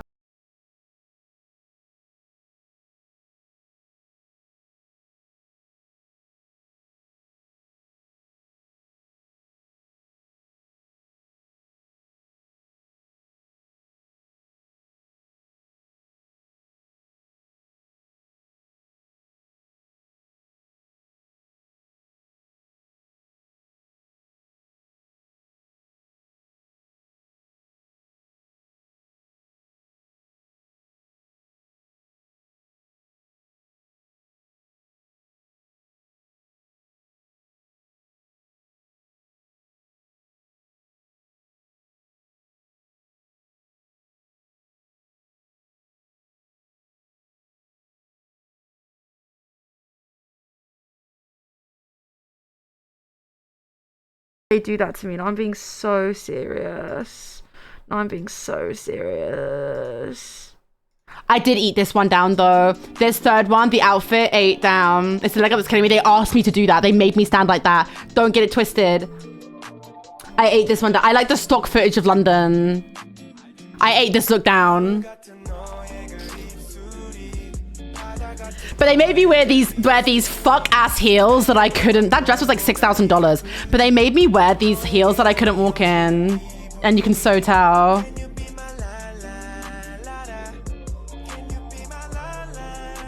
Come on, orange smoky eye. Come on, Morphe palettes. I did eat that down though. I love little hair flick. I'm waddling in pain. That's so funny. Okay, that's enough. That's enough. So I did that. That is another thing I did. I hosted an entire Korean live show, and there is no evidence of it online, which is hilarious. And then I moved to London. Wow, look at all these people that I barely talk to anymore. Just kidding. My face cam is hiding the most horrifying photo of me and Charlie, by the way. Yeah, I bet you're happy I hit that now. This was from mine and G's first night that we moved into our new place. We went to Hippodrome with Talia. There's me and Stevie. There's me and everyone. Lauren, Alexis, there's Kay, Talia, our friend Gregan, Yazzie, Sid, Jack. I think that's Xavier there. Bro, moving to London was a fucking dream. It was actually the best time. And then pretty quickly after I moved to Brighton, I went on What's Good, which is Simon from the Sidemen's podcast with Randy, which I don't think it's a thing anymore. And I remember Randy messaging me and me being like, what the fuck? Why would he be messaging me? And G went, they're gonna ask you on What's Good. And I was like, there's no way. Like, I am not a big enough streamer. Because the week before it was JME, like grime royalty JME. I was like, there's no way they're asking me to go on the podcast. They did. We talk about like, what do you mean red hair era? My hair's the same color in all of these so far. My hair color has not changed once in this entire slideshow. And we talked about everything, but there was nothing really for me to talk about. It was just the really warm lighting in the room, I think. Like my hair, like that is the same color as this. Like it's just the lighting changes it a lot. We've definitely got a big ginger gene in our family though. It does. It's the Visco filter all over again. We talk about like Among Us and K-pop and like stuff like that. It's insane. But I did go on the What's Good podcast. This is what loads of people at the time used to know me for. Like people came to my, like I did get, but it's around the same time that we were moving and we had no internet. So I couldn't even capitalize on it. This podcast came out, it banged actually. It did really good on views. And people were like, who is this girl? So they found my streams. Yeah, why do I look so ginger? Then I dyed my hair blonde to finally beat the ginger allegations. And honestly, I miss it. I think about going back to this all the time because sometimes I see a photo of me when I have my platinum hair and I'm like, oh my God, like I see this. I'm like, oh my God, fucking baddie. When it was like gray blonde, I loved it so much. You know what? Lips are the same. I don't know what I was using at the time. I think I just wasn't depressed yet. I look at this photo, I'm like, oh my God, I ate that up. I look at this photo, oh my God, I ate that up. But then sometimes I look at photos, because the thing is, I got my hair done. He didn't tell me how to look after it. So I wasn't toning it. It was going so yellow. Freya had to teach me how to tone my hair because the hairdresser just didn't tell me. So my hair did look really rough a lot of the time. And it got to the point where when I got it redone at hairdressers eventually, they were like, whoever was doing your hair fucked you up because it would grow out. And so he'd redo my roots, but he'd make them purple and the rest of my hair was yellow. It was awful. But I went platinum, and then this was around the time of the situationship because I went blonde and I was like, I'm a new girl. I'm a little cheeky bastard. And I'm going to invite guys over to my house and be a little fool. So yeah, I went platinum. The situationship of the lifetime. Oh my God, I put in screenshots. That's so messy. That's so fucking messy. Oh my God. What smoke was I on a year ago? This is the situationship that I was telling you guys about in my most embarrassing stories tier list. Also, quick ad break. Everybody check if you got a Prime. Check if you got a Prime. Give me some money. Come on now. And this is the kind of shit you were saying to me. Ah! And then this is my favorite copy pasta. Also, I'm sure you two are just friends, so I wasn't sure if you and Charlie were kind of on it or not after I saw you guys chilling. So that made me question things a little. It's cool if you are. It just made me think. God, I love hitting that one out. Incredible situationship. Horror. G and I actually originated the watermelon stream. Johnny needs to watch this and pick up a tip or two, because G and I did exploding a watermelon as a stream, and it was like a huge stream. It took us like 2 or 3 hours, and then when it finally exploded, we both got concussed by bits of watermelon. We just moved into our new London apartment, and this watermelon was so huge, I carried it. We lived on Tottenham Court Road. I carried it from Camden. I walked past a place in Camden and went, that's the biggest watermelon I've ever seen in my fucking life. We had an ant infestation afterwards because we couldn't clean it up properly. And I lugged this fat fuck off watermelon all the way back to Tottenham Court Road. And it went everywhere, went all over the walls, all over the ceiling, and we both got hit in the head with watermelon and had like bruises. It was crazy. But awesome stream. And that's why last summer I really wanted to redo it. But when I bought the watermelon, it started getting windy. Because I was going to do it on the beach. Because I was like, where can you actually ethically do a watermelon stream? Can you do it on the beach because the seagulls can eat it, or what? I don't know. What did I say? But you're scary. I'm recounting stuff, so I'm not actually paying attention to what I'm saying. What have I said? And it took maybe a bajillion rubber bands. It took so fucking long. Yeah, you know what's so jarring? It took us 2 hours to explode this watermelon. I'm not even in the frame when it explodes. I'm not even in the fucking frame because I got so scared. Still got smacked by the watermelon though. Situationship of a lifetime, love. This was me just living London life. This is when me and Smager became really close friends. And we had this really tight-knit unit. Jack Manifold is when I met Jack as well. He was over our flat all the time. Scott, like, I think this was the first time Scott ever came to London to see us. And it meant a lot to me. I introduced him to bubble tea. My bubble tea order, good luck with work. My bubble tea order used to be mental because I used to get every single bubble ×2. So there would be like this much tea and all the bubbles because I enjoyed the bubbles more than the tea. So I would have no tea and then just sit and like drink all the bubbles. It was amazing. There's Koji, love of my life. Life was so fucking good. Throughout my entire life, will always look at this, the best years of my life, because Scott set me up with my ex-boyfriend, and this was around the time that I started talking to him, and these two were the ones that set me up with my ex, those evil fucks. But this was when my life was at its best. Like, COVID had ended, I was like living the life. I could go outside. I'd made so much money from being a COVID streamer that I was going out and I was living this lifestyle. I was in my 20s in London. The world was my fucking oyster. Like, I had so much to like do and I was so happy. And it was an amazing time. And then I got COVID, and this was the night I got COVID.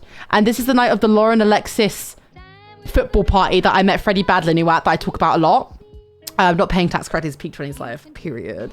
And I found out I had COVID because my favorite crisps, fun Lexi Law, my favorite crisps are the Co-op salt and vinegar ones, the irresistible sea salt Chardonnay and sea salt and Chardonnay vinegar crisps. And they're really, really strong. Brighton over London. But I love really strong salt and vinegar crisps. And I was eating these crisps and I couldn't taste them. And I went, gee, are these crisps strong or not? And she tasted them and she went, Lexi, these are strong as fuck. I went, wouldn't it be so funny if I had COVID? I did. I caught it from the Lauren Alexis fucking after party, which is crazy because COVID restrictions had lifted. Like, we were, like I just showed you, living the fucking life. Like, COVID was over in the UK. I caught it after the restrictions lifted. And then for some reason, like, I decided to, when I couldn't taste food, the only symptom I had was that I couldn't eat food. I had COVID for 3 days. I had COVID for 3 days, got over it really quick. Only symptom I got, very luckily, was not being able to taste my food. And for some reason, I decided to order only really fancy food. I was ordering like Oaxaca every single day. Couldn't taste it, but I was ordering like 40 quid worth of Oaxaca to try and make myself feel better. Because I had bag like that back then. Love! But yeah, I got COVID. And then the Jack Manifold party where I got blackout drunk. Do I want to press play on what this is?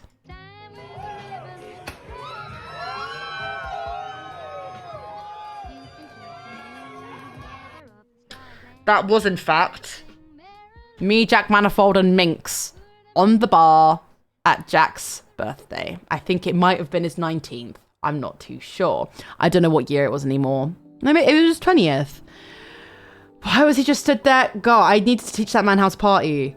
Like, we used to go out all the time. And that was the night where I walked in and the first thing Jack said to me was, because we like got an Airbnb and we surprised him. That's what this was. And then we went out in the evening. That's what this was. And I walked in, and the first thing he did was, Lexi, you'll do this shot. And I did the shot, and I went, what's that? He went, absinthe. And then I ended up really, really drunk that I was throwing up in the streets of Camden. And then I told the story the other day, I think. And then G took me back, like carried me back to, well, didn't actually carry me back, like took me back to the flat, left me to throw up. I closed my eyes, what felt like a second. G comes back into the room. She's like, Lexi, are you okay?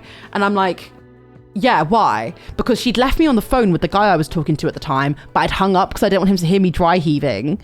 So I think he'd messaged G being like, what's up with Lexi? She comes running back in. She goes, Lexi? And I'm like, what? She goes, it's been 6 hours. I've gone out, not 6, 4. She's like, Lexi, it's been 4 hours. I've left you and like gone on a night out and come back and you are still like, I'd passed out like in the toilet.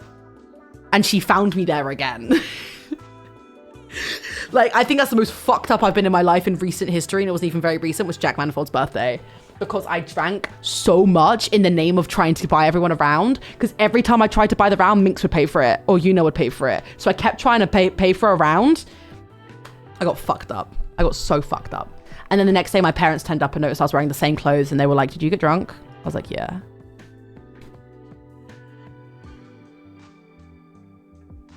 The bowling party, bro. Bro, this is like... I know the streets are talking about this again and people aren't happy about it, but like, classic. Bro, can you believe that's Steph? That's me and Steph in 2021. Steph and I's laws go way back. But yeah, the G Nelly bowling party, craziest night ever. I know people, like, I've told the story so many times, but at the end of the day, like, people get really upset about it, and I understand, because in America COVID was still really bad, but at the end of the day COVID was over in the UK. We could not have thrown this party if it wasn't legal, and as I've shown you in the previous slides, life was lifing. Everything was open. People were able to do things. Like, it was literally G threw a party when she was legally able to do so, after restrictions had lifted. I understand why people like get upset about it. I really truly do, because COVID was still so prevalent in other countries, but like, life was continuing again in England. Everything was open. There were no restrictions. There was no only 10 people in a room. There was no social bubble. It was done. It was over, and had been for a minute, I'm pretty sure. But yeah, there were lots of people at that party that nobody never knows, because like no photos from that night ever came out. I have so many photos from that night that will never see the light of day, because it's couples that have like broken up or stuff now. So kind of blame certain streamers who apologize. Yeah, streamers who apologize, I understand why they did, but I also think people needed to have a bit of a backbone and be like, listen, if this party was in America, oh my god, rip the shit out of us. But it wasn't. It was in England. It was with the guidelines of the country. That's it. And it was a really fun night. I'm not gonna lie, it was a really good fucking night. Everyone was there. It was amazing. But yeah, very infamous. Another random side quest. I did an E4 show. This was so embarrassing for me, because they were like, okay, the whole concept, and Andrea Botes now has this shirt. I love that top. They were like, you're going to turn up to this kid's house, and the thing is that the concept is like DIY SOS. We're going to revamp his bedroom into a new gaming setup, and you're going to be hosting it. Oh. And I did one. Daz Black did one. I can't remember who the third person was. But the embarrassing thing was, this kid had no idea who I was. He was a fan of like FIFA YouTubers. So they made me sit in a chair, stood him behind the chair, and had me turn around. They had to redo the scene because this kid had no idea who I was. They had to be like, can you act surprised? Like when she turns around, can you be like, oh my God? He had no idea who I was. It was I don't know why they paired me up with him. I was the opposite end of content as to what he wanted, what he watched. Embarrassing. Did an E4 show. Love. Oh, how long is this fucking... I had beef with Ethan from the Sidemen. Okay? And it was fake beef that turned into real beef. So Freya and Josh had their birthday party. And at that party, people were taking photos, okay? This was right before the Sidemen introduced Side Plus, which was their like online like platform for them. And they started this podcast called the Side Pod, or something like that, Sidecast. I get a message from James Frames, who does the filming for Sidemen, and he goes, they're talking about you on the podcast. And I'm like, what did they say? And he's like, you have to wait till it comes out. However, it was behind a paywall. So I had no idea what was going on until I started getting influxes of people in my streams. This was what he'd said. Oh, Vic, Vic, you're looking too icy there, bro. It's the reflection. Look, the reflecting teeth. This is so old now. That Fendi looking back. Oh. Randolph not looking back. I used to always do this in the back of photos to be weird, by the way. It aged so badly. Like, bro, that's the first time I've seen that Lexie chick, bro. She is huge. Wait, what do you mean? Bro, she's huge. Tall. It's taller than you. Listen, if she got down to Sundays, I'm sticking her on the front post. Okay. Get in the wall. Shin pads. I'm sorry. That's a compliment in the same time. It is a compliment. Yeah, listen, fair play, bro. That's the first time I've seen her, because everyone said she's tall, but I was like, It's fucking hell. she's huge. Bro, she is huge, bro. Didn't know that we did that. Look at the size of her, by the way. Do you know what's so funny? In this photo, the joke of the photo is that I'm stood on the what do you call it, like the railing of the chair, like where you put your feet. I stood on it, and that's why I'm going like that, because the point is that I'm towering over Charlie because I'm stood up on the chair. But he's making it sound like that's the height difference between me and Charlie, which probably is quite close. Hey? Fucking hell. I'm sorry, James is flicking through pictures. She's made Charlie Donald look like a child. I'm still on something! Fucking size of that. The fucking size of that is wild, by the Very way. impressive. Good genes, good genes. Look at that leg on it! Look at Look at the leg on a it! fucking spider! On it! I can't tell this is it's like borderline like offensive to her, but also complimenting her at the same time. I'm saying, fair fucking dues. I wish I was that tall. You sound like Evan right now. Evan's voice was peppered. Mate, I've I never wish I watched was the that full tall. thing It's a like fair fight. this. Well done. Good genes. Nice Well one. done. What's that? Is that Well done. Thanks, Bez. I saw that, obviously, like, laughed it off. It's never that serious. Let's keep it real. What's going on here? Why can't I? Okay, there you go. My mum found it really funny. But then also, I had so many Sidemen fans come in my chat being like, you're fucking huge, you're huge. Girl, I have an eating disorder. Let's chill. Which was already in the obviously, like, that was not Ethan's fault. He doesn't know that. The actual clip itself, I was like, ouch, but like, funny, haha. People found it funny, friends found it funny. The Sidemen fans were pissing me off though. They were like, you're huge, you're huge. I was like, God, please, I already haven't eaten breakfast today. Eat your food, girlies and girls and gays and days. And so in return on stream, people are like, oh, what do you have to say to him then? So on stream, I was like, bruh, he's just jealous because he's short and ginger or something like that. I said some like really basic British insult back. I was like, it's just because he's like 5'5". Like of course I look tall to him, whatever.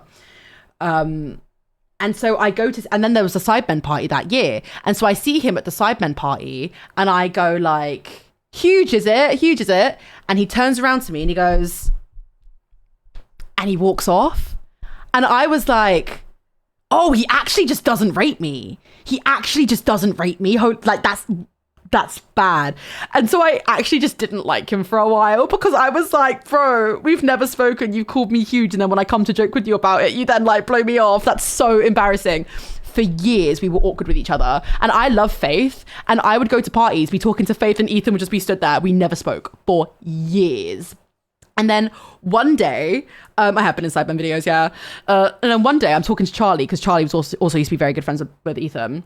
And I mentioned it to him where I go, yeah, me and Ethan, like, because he's voice noting Ethan. And he's like, yeah, I'm with Lexie. I said to him, I was like, he doesn't like me. Like, it's just really awkward vibes. Like, he said that shit about me on the podcast, whatever. But he just never was really nice to me about it. And Charlie goes, what? And I was like, yeah, I tried to talk to him about it at the Sidemen party. And he blew me off. He ignored me. And Charlie went, that's crazy. And I was like, what? Why? And he goes, he told me that he tried to talk to you about it and you blew him off. So I think he tried to come up to me. I don't know who was first. But in my head, it probably makes more sense if he tried to talk to me and I was quite drunk because it was a Sidemen party. Bro, that was just like, it was a drunk echo chamber. You would like just be drinking and drinking and drinking. Me and James used to go so crazy at these Sidemen parties. You'd have no idea. I think he tried to talk to me and I was just so drunk I walked away. Then when I came up to him about it, he must have been like, well, you ignored me. That's so awkward. Or maybe he thought I was coming at him with smoke or something. But Ethan had told Charlie I tried to talk to Lexi about it and she ignored me. And we've been okay since. I haven't seen him a whole lot of time since then, but that was the beef. And it genuinely spanned over maybe 2 or 3 years. Maybe 2. I have no concept of time. 2 years of us both thinking that the other person didn't like them. I didn't, my life continues, but I keep it pushing. We're not that close, but you know what I mean. Oh, Girl, we don't see it again. Oh yeah, I met Louis Theroux. And you can't see it. I met Louis Theroux. We went to the KSI show in London, JJ show, and I was sat next to Louis Theroux, best day of my life. For the record, he filmed the entire thing like this, like on his front camera. Oh. He filmed the entire thing like this, like on his front camera. Because I think he was doing like a documentary with JJ or something. I don't know. But that was really fun. Met him. That was lit. Oh my God. What this lineup. Look how pale I was as well. Amy, Toby, Calix. Wow. Oh, and then I went to Korea. He is chill as fuck. He was so lovely. And he did the hover hand. Look at my respectful king. He did the hover hand. You can't really see it. He hover handed me. What a gent. He's over the sun. Didn't want to interrupt his time. I went to Korea and it was the best, honestly, one of the best trips of my life. I want to go back so bad. I want to go back to Korea because do you know a really fun IRL stream that I did whilst I was in Korea that none of you guys already know about? Because I feel like so many of you guys like have found me since then. There is oh my God, I'm wearing the same top. Which is so funny because the story I'm about to say. I did a stream where, because there's an 8-hour time difference, at around midnight, convenience stores are 24-hour in Korea, and they go hard. Like, Korean convenience stores go fucking crazy. So I did a stream where I live streamed myself going into a convenience store and doing like a convenience store mukbang, and it was so much fucking fun. It was amazing. It was the most fun I've ever had. So it's so funny that I'm wearing this outfit because this was the night. So this is a place called Lotte World. This is inside their equivalent of the Shard. And it's like this whole amusement park. It's so lit. Oh, you're right. It was so fun. I want to go back to Korea so bad. I want to get like a color analysis done. So if people who sub, just know that you're going towards my Korea fund. I want to go back. I want to get a color analysis and like one of those scalp massages done. I want to go and just like farm content, basically. There's so many things I could live stream. There's so many vlogs, like things I could do. I really, really, really want to go and basically do what the boys did for China, but with Korea, but the content actually gets uploaded, you know? Color analysis is when they show you like for fashion, what colors you should wear and what colors you should avoid and what color your hair should be and how to do your makeup and stuff. Like I want to do it so bad. Ray, let's go to Korea. However, this middle photo, it's a photo with a lot of lore, and it's so funny that I chose to wear this t-shirt because is Chandria still here? I highly doubt it. Shan would love this story. Because my first night in Korea, I got drunk with a K-pop idol. I got fucked up with a K-pop idol. And I've never said who it was, and you will never know until the group has disbanded and it's been a billion years. But it is a very popular member from a very popular K-pop group that whenever I tell people, they go, Lexi, what the fuck? I'll text you. I didn't even know you were in your K-pop bag like that, Ray. So the thing with Korea is that it was the day we flew in, they restricted all of their COVID stuff. So whilst you turn up, you're in a 7-day isolation. Oh, sorry, I need to stretch. And whilst I was in my 7-day isolation, it wasn't Felix. Oh, I would have told you guys if it was Felix. I was dreaming that it would be. Whilst I was in my 7-day isolation, I got one of those phone alerts that was like, we're shutting the country down, basically. COVID's gotten really bad here. I'll give you the first letter. Actually, no, I won't. I think it really does whittle it down. I was like, actually, I can't name very many idols. So I get out of quarantine. G had COVID, so G got sent into the forest into a mountain. I'm out in Korea on my own. I bump into my friend Ashley Marie, gorgeous girl, and she's like, "Let me take you out." We go out for K barbecue, and then she goes, "I'm going to show you a secret," because COVID had in Korea, because of COVID, they did daytime clubbing, but everything would shut at like 11 p.m., 10 p.m. So this 24-hour city, the only thing that would be open with convenience stores, but all the clubs, everything else, all the restaurants shut at 10 or 11, bang on. And Ashley goes, follow me. She takes me to this like abandoned building. She goes, just follow me, trust me. I'm climbing over ladders. I'm going down sets of stairs. I'm climbing over all sorts. And we come out here in this building. And it's a speakeasy. So like it's this, and then like the other wall is like behind the bar is velvet and there's chandeliers, and it was a hidden speakeasy that celebrities go to. And because it was COVID, these were like popping off because like you can't go, there are no clubs open, so you can go to these secret ones that are kind of like illegally ran, basically, like, I think. And it was the kind of thing where she was like, come up with a fake foreigner name, because sometimes the police come and crash these places and shut them down. Like there was one place where a guy ordered food to the place and the police turned up and shut it down, and they were like, you're not allowed to do this. So she was like, have a fake name ready. And so I'm sat here, this is literally me with my soju. And right before this, the actual story happened, we're sat here and this guy comes and sits with us. And this water bottle here, like this water jug, is filled with soju because I left. And the guy who runs the place was like, you can bring in some soju. Soju's like 50p in Korea, maybe even 10p. So this is filled up with soju. These two guys come join us. I have a boyfriend, so I had at the time, so I had no intentions of like anything. I just get this guy really drunk because he kept doing all this chat about being able to drink. So I kept feeding him soju. He ends up like passed out on the floor. God bless, he was a lightweight. Like he was so drunk that the bartender just shut the door on him and locked up with him inside. It was wild. But we start talking to this guy, this different guy, and he's to be fair, wait, no, I'm telling the story badly. These two guys that came and sat with us, one of them was a K-pop idol of like a first gen K-pop group. And I was like, this is crazy. He was in a group called Teen Top, and he was talking to us for ages, and then was talking to my mate, chatting my mate up, and then went outside for a phone call, came back in, sat down and turned around to my friend and went, I'm so sorry, I've got a girlfriend, I need to leave. Huh? They were talking to us for like an hour. These two were like chatting. He comes and goes, I've got a girlfriend, sorry, I've got to leave. Leaves. And then he turns around to me and goes, my mate really fancies you though. Well, he doesn't say fancy, really likes you. Whilst his mate's throwing up in the bathroom because he's drank so much soju. I'm like, that's unfortunate, I've got a boyfriend, whatever. So anyway, they're all gone now. We start talking to this new group of people. There's this guy next to me and he's got like a hat and a mask on, and we're talking to this guy and he's a producer, and we're talking for ages, just chatting about life. Like, I don't know, small talk you do in a bar. And like they're translating things to me. They're asking about England. They're saying about Hermione Granger, XYZ. And then this guy stops and he goes, this producer guy, he goes, do you guys listen to K-pop? And me and my friend are like, playing nonchalant, obviously. Like we know they're all producers. We are like, yeah, I listen to a little bit. He goes, do you listen to bleep?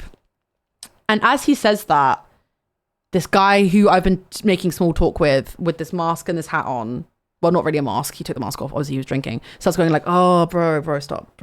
In Korean, though. And we're like, oh, yeah, we've heard of them. And this producer goes, oh, that's blank from blank. And in my head, I'm like, that's crazy. Like, it's not a group where I would be like, oh, it wasn't like a member of BTS was next to me or something. It was like, but it was a big group where I was like, shit, that's really cool. And we all end up drinking. We go to like 3 different bars. We get really fucking lit to the point where I can't remember I remember talking to this guy about Valorant. And we spoke about dancing because he found out I was a dancer because we were on opposite sides of the table. And my friend went, oh, she's a dancer. And he got really excited. And he was like, what dance do you do? He was like, what dance? Hip hop? And I was like, yeah, sure.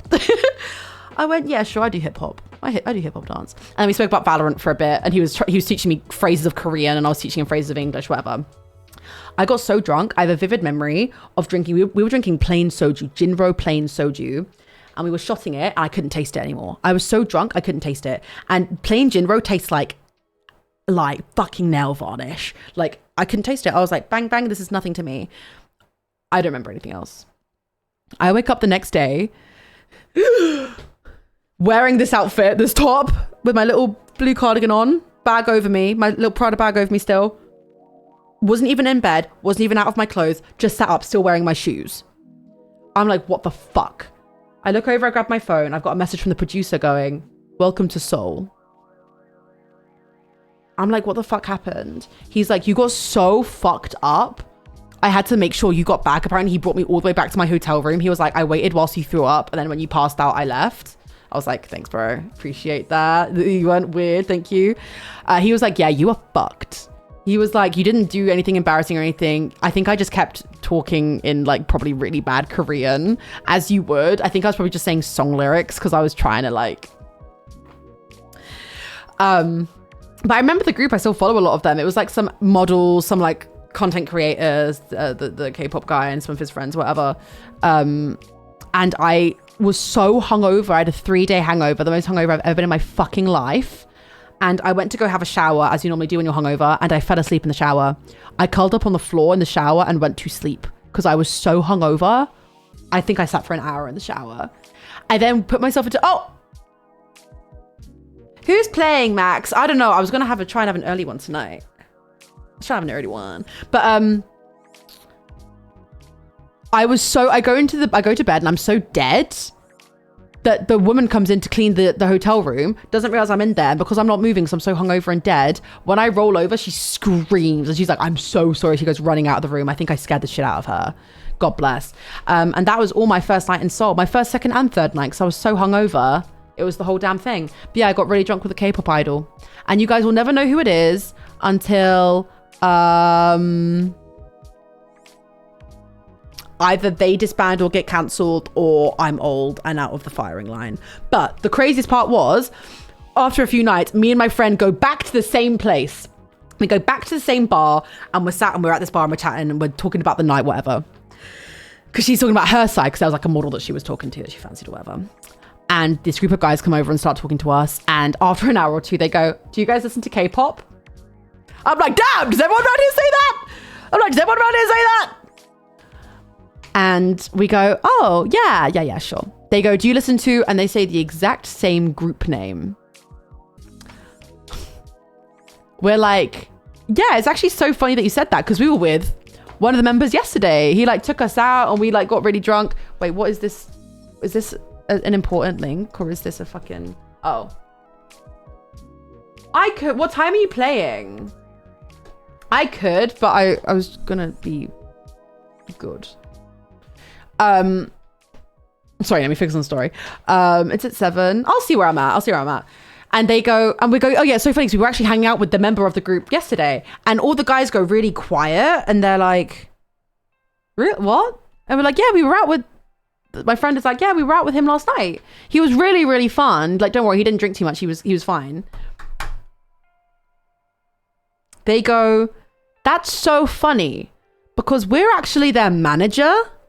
Like, we're their management team. They're not supposed to be leaving their dorms. Like, they're all banned from leaving the house.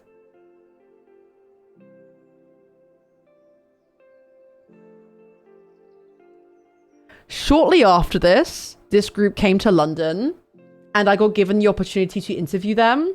I turned that shit down. My first day back home from Korea, I dyed my hair back to its natural color. I was like, I can never be like... I struggle to listen to the group. I've reacted to them since and stuff. I really struggle to I struggle to say anything when he's on the screen because I get really embarrassed. I threw him under the bus and got him in trouble. But also my accent was so bad that like he probably wouldn't recognize me now because my face is snatched again. Anyway. Oh, okay. And then I moved back to Brighton and it was low-key like the worst time of my life because I was really, really depressed. But I was just happy to be home. Like, I know I'm from Worthing, but like Brighton, I grew up basically in Brighton. Like when you grow up in like a seaside town near Brighton, you just are, that is home. You spend all your weekends there. You're always going out there when you turn 18. You do everything in Brighton. And I was just happy to be home. I was close to my family. G came with me for 6 months. She hated it. Everyone always loves the bangs because I have a fat fucking forehead. But like, I don't have the hairdresser skill for them.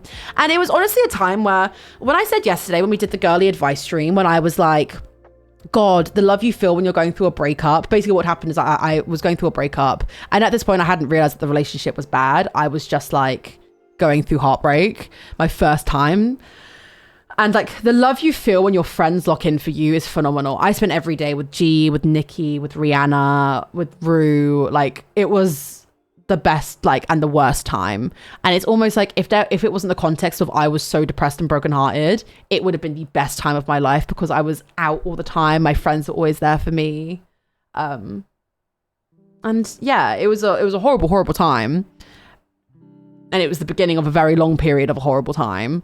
But it was so beautiful at the same time because I just found real, like, refuge in my girlies. And I'm always grateful to them for that. And, like, it's so funny because this photo is, like, my home screen on my phone. It has been since, like, for years. Like, it's always been that. And I was so sad this day and I cried tons. But in this photo, you couldn't tell because I was with my girlies. Oh yeah, I got invited to an RD party. Oh my God, hell on earth. God bless. RD, for those you don't know, he's a UK rapper. He did a party for the release of his alcohol called Litty Liquor. Didn't know the name of an alcohol after me. And this party was on the i360. And so I was going through my breakup era. So I'm like, you know what, fuck it. I'm going to like go to this party. I'm going to dress up to the nines. I'm going to like do my makeup, put on some fake lashes, really fill my oats. And this party was on the i360, which if you don't know, is this big building, this big structure in Brighton, where you go into this like circular viewing deck and it goes up and down. And that was the party. But I turned up late because I was going to a show with Scott. So I turn up and I'm like, okay, I'm going to have a good night. Charlie came into town. G was coming. I was like, me and my besties, we're going to have a night. We're going to get drunk on some free rum on the i360. Stunning. I turned up just in time because there was a time that you had to be there by before the i360 starts going up because it went up to the top, then it waited there for like an hour or two. This was during the time of Ollie Ball as well. So I was talking to Ollie Ball, but I was running late. So I walk in, and as I walk in, they're literally like, you just made it. Doors shut behind me. As the doors shut behind me, I look around the room and I see on one side, my ex. I look to the other side, my mate's ex who's just been on Love Island. And I go, what the fuck? What the fuck? And the doors seal shut behind me. We start going up. And you know the worst part? There wasn't even any fucking alcohol in the i360 because everyone had already drunk all the cocktails. All they had was the straight rum. So I had 2 shots of straight rum to get through that shit. It was hell on earth. Hell, hell, hell. The funniest part was my ex was there, but he didn't know anybody, but I knew everybody there. So he was sat on his own at the side with his mate. And I was talking to everybody, so that's funny. Then we went on a night out because the after party was at a club called The Arches. And the club photos are really funny because why the fuck is this group of people in The Arches in Brighton? Stun. And then, this is so funny. I think people forgot this happened. So many of you guys don't know this lore about me. I did Love or Host. The universe always gives me really random things where like everything blows up. I did Foolish's Love or Host and I won it. Like I won Foolish's Love or Host.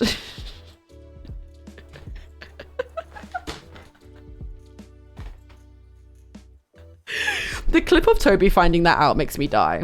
So like I said, I was going through a really hard time, going through a breakup.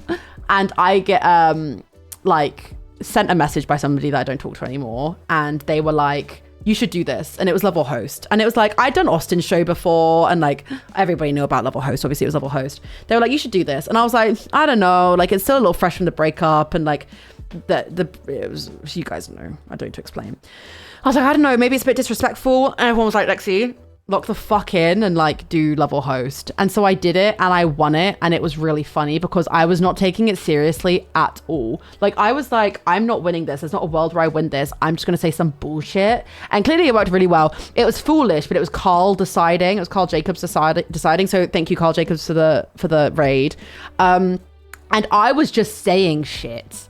Like there was a point where I think Carl Jacobs was like, have to government name him, where he was like, Lexi, you don't really say a lot, do you? So I just started saying some madness. I think at one point I like say, I like turn around to Forrest and I'm like, bro, I'm not going to fuck you in the street, but like PDA is fine or whatever. Like I don't know, like considering this is still like 2020, this is 2022 at this point. Like I'm going to the toilet, coming back, they're going, you're up for elimination. And I'm going, oh, okay. Please don't eliminate me. And somehow I made it to the end with this gorgeous, gorgeous girl. Was her name Ginny? I think it was Ginny. Gorgeous girl. And I won somehow. And it was really funny. And it was really, really funny that I won level host. And that's how I met Foolish. And then we sat on the call for like maybe an hour, maybe no, like 20 minutes. I have no concept of time afterwards. And it was really funny because one of the first things he said was, by the way, this isn't real. Like, I'm not actually looking for a girlfriend. And I was like, brother, don't you worry. I was like, bro, I've had enough of Minecrafters at the moment. Don't you worry your pretty little head about it. I'm good. God bless. And yeah, but it's really funny. It's just really funny to think that that was something that I did. And everybody that I knew was like, you should do that. It's really funny. And then Austin asked me to do Sapnap's level host, and I said no. I said no. And that was the end of my level host journey. I love Austin though. I love Austin's show so much. And that's what led to when we were in Florida, me, Austin, Coy, and Toby staying in that hotel room and becoming like really good friends. Okay, girl. Okay. Cool. Oh yeah, that's when I went to America to see Jack fight and create a clash as me, Coy, Sylvie, and T. It was like the best and worst trip ever because people were there that I didn't want to see, and they made it the most traumatizing trip fucking ever. But I got to spend time with my girlies. That's me and Kate Reno, Andy. I don't know who this girl is. It was just a really fun trip, like the best and the worst. It was that similar thing where it's like people were there who made me want to actually jump off a bridge and made the entire thing horrible. But then also hanging out with my friends was just the best time ever, and it was so sick. And I really enjoyed being at Create Clash. It was a really fun experience. Then I went to LA. There's me with Andrea. There's me with Alex, where I look huge, but Alex is crouching and had taken her heels off. And then that's me with Myth and Will Neff, obviously. The most natural crossover of people ever. That's also where I met like Ted Niverson and that law, and like there was loads of people. LA was a blast. Like it was such a good fucking time. I just like got so drunk. I turned up. This was at Courage JD's birthday party, free bar. That was also the first time I met Tina. Oh my God, I got so embarrassed. I meet Tina and the first thing I'm saying to her is, let's do a shot! Oh, God bless, I was yelling at her face. This was when, because I was going through a lot at the time and I was very depressed and I was going through a breakup with somebody who was very emotionally abusive and manipulative, I would overcompensate by trying to do so much in situations that people would like me because I was being told in my ear, like, nobody likes you, basically. So I would really overcompensate and be super like, let's dance, let's do this, let's have a shot, let's dance, let's drink, let's party, yay! And I'd try and be so much fun. Poor Tina probably was like, who the fuck are you? Because she watched, like, I think she watched me on Level Host and I was in her chat a couple times and she gifted me some subs, I think. It was really sweet. And then I met her and I probably just scared the shit out of her, God bless. And we did a shot together and I probably just scared her so bad. But I was just drinking with everybody and having a good old time and it was really fun. LA was a blast. Then G and I stopped living together. And this is the old house. This is what the flat used to look like when it was clean. Moved into the house on my own. Those goddamn drawers. Aww. Do you know what? I don't miss that apartment as much as I thought I would. I really did just move on from it. But it's the Fireball Friday house. It's my old gaff, you know? It's funny how used I've got to this place so quickly. Honestly, but that poor bed. This was pre the bed breaking. God bless. Bed like still on my drawers. Oh. And then this was the same day where the internet guy turned up to say that there was no internet, and I went, oh my God, I need it for my job. And he went, are you a streamer? And I was like, how the fuck did he know that? And I realized I was wearing my Twitch partner jersey. God bless. Living on my own was the best, though. I had such a good time. TwitchCon Paris, there's me with 5up and Sylvie and Hannah. This is, look how baby everybody looks in this photo. Holy shit. Are you having a laugh? Owen, Beck, Max, Eloise, Amy. What? Who are these people? That's insane. That's actually insane. TwitchCon Paris was really fun. That was the one where Wex donated like 500 quid and went, go to TwitchCon now. And I literally, on stream, Wex donated me money. And I literally ended stream, got on a plane, went to Paris for TwitchCon. Like I'm pretty sure I missed the partner party because I just turned up. It was crazy. Thank you, Wex, for that one. Actually, he didn't have a middle part. He's terrifying. The side sweep was terrifying. But yeah, that was a good time. We're reaching a point now where I kind of id gaff. Oh yeah, I was in one of Charlie's music videos. So yeah, get me on IMDb. I did, James filmed there. It was me and Deji from Love Island, not Deji, KSI's brother. And it's really funny because Charlie edited me to look like his girlfriend, his ex-girlfriend. So I have blue eyes in it. And he dyed my hair in post. Love. So yeah, I'm in a music video if you ever want to see. My jawline's popping in it. Gorge.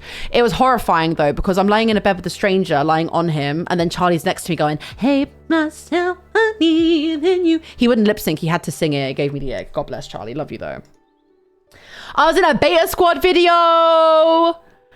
Just got asked by my mate who works for them, hey, do you want to be in a video? But the worst part is the video is ranking strangers by followers. The people loved me in this one. The video was ranking strangers by followers, but it was only on TikTok followers. So I had like maybe 10k on TikTok, maybe 16. Like nobody gave a fuck about me on TikTok. I didn't post on there.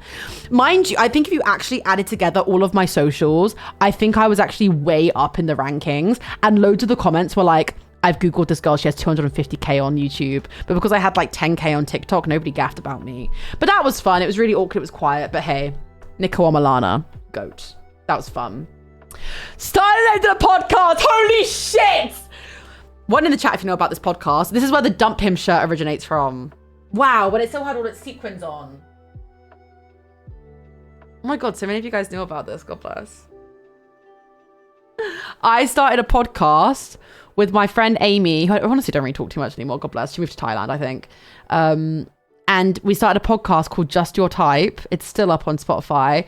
I just wanted a project. I had a thing that I've had, that like the same thing that I had recently, where I was like, I just feel like I'm not making enough content. Because when you're just a streamer, like I do normally quite short streams. So it's like my life was that I'd sleep like all day, get up for stream for 2 hours, go back to bed. And I was like, I want to do more content. This podcast was never meant for the arts or the charts. It was just, I want to get back into the habit of filming, of like having a schedule, of editing stuff, of like, regardless of how it goes, of like filming with my mate, doing big filming sessions, like that kind of thing. Love my gorgeous friend Amy down. However, God bless, she was not built for a podcast. I don't think she understood the amount of work. And the reason it ended is because she was like, I'm going to Thailand for 3 months. We need to film 9 to 10 videos tomorrow during our filming session. I went, girly, we planned for 2 podcast episodes tomorrow. That's like so many hours of content. That's 18 hours. What?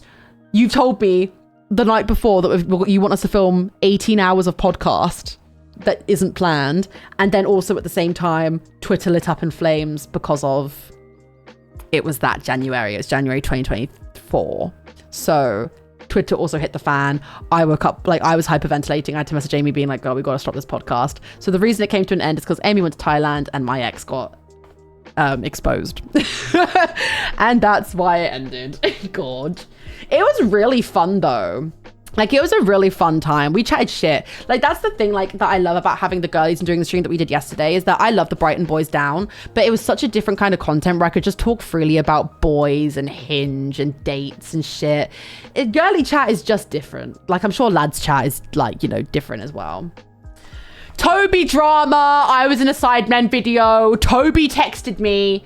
Like, the Sidemen have a board game where it gives you a prompt to text someone and then, like, a letter, and you have to search for that letter in your contacts and send them that text. I think it's called like press send, hit send, something like that.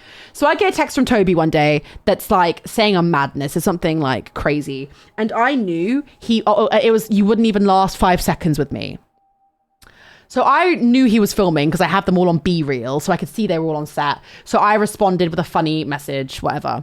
I then talk about it on the podcast because I was like, this is really funny and it's very clearly for a video. Except the video didn't come out for another like 2 months. So people started clipping this and taking it out of context and making it seem like Toby like straight up tried to slide into my DMs and like say a madness. Which just happens. I think I texted Toby, he was like, bro, don't worry, it's just crazy. And then 2 months later the video came out and everyone was like, oh, okay. But you know what's mental? They put the clip of us talking about it on the podcast in the Sidemen video with no credit. Those evil fucks. The podcast was already done by then, but still, we ate these photos down though. We really ate this down. So yeah, and then I got called like one of Toby's like conquests for ages on TikToks. It was ridiculous. Like it was crazy. Like people were covering it left, right, and center. Like, yeah, it was actually like weird compilations, and it was just my mate that I've known for years sending me a message for a YouTube video, but they cropped out all context. Oh, bro! The nostalgia I feel when I see this summer, this tubathon, so fucking goated. I think about this period of my life and I'm like, this was genuinely the best time in my life ever. That tubathon where we did the F1 stuff. It's when we went on our goated Prism run, Recipe for Disaster. It was just the best time ever. And it was when we started Fireball Friday. Our first episode with Amy, we were trending. Best time ever. Genuinely highlight. Started working with Red Bull more. I basically lived in the Red Bull gaming sphere, doing stuff with them. Actually went to a football match with a right-wing pro-Trump nutcase. Not Harry. Somebody else. She's not in it. And that's me wearing a Man City shirt, going to a Brighton v Man City game, wearing a Man City shirt. I was in the away team wing. Who is she? Yeah, Harry and I got invited to a Man City game. She gave us the shirts, and then it turns out she was literally like a pro-Trump nutcase. And I find it really funny that it looks like it's Harry. And this is also the era where I was dyeing his hair like every other day. God bless. God, this time was so fun. Minus the Trump hair. I tried to dye my hair more blonde for a man, but I did have my second ever first date. So I'd only ever been on one first date at this point. So I finally went on a second first date ever with a guy that looked like Luke Hemmings. And I pointed out, oh my God, my blush blindness is insane. And he definitely just liked blonde girls, because I like danced the idea of me becoming more blonde, and he was like, yes, that'd be so hot. And so for some reason I decided to try and dye my own hair and bleach my own hair.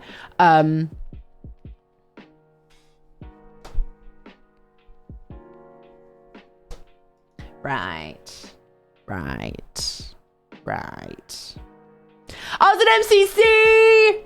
God bless, best team ever. Pete, Ollie, and Jack. That was so fun. Niran got bottled. If I hadn't have had a really traumatizing dream about this yesterday, I would probably tell the whole story. It was really fucking horrifying. I'll tell the story another time. Stream battle! Who remembers this shit? I will never understand why he did everybody else's serious photos and then did my scared one. Why do I look so afraid? Because we walked in and it was Erin going, can you look happy? Can you look scared? Can you look serious? He used everybody else's serious photos besides Callum's fake one. And then my scared one. What a movie. And I would have won if it wasn't for my chronic illness, okay? Don't get it twisted. I was so sad when I had to drop out of stream battle, because it wasn't even because I was tired, because I was in so much pain. So much fucking pain. Oh.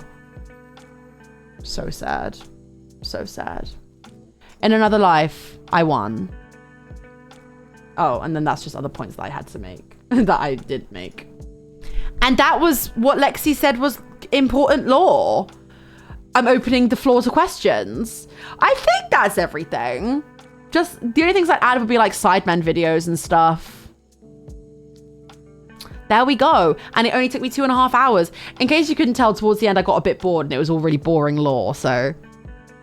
Oh yeah, okay, no worries.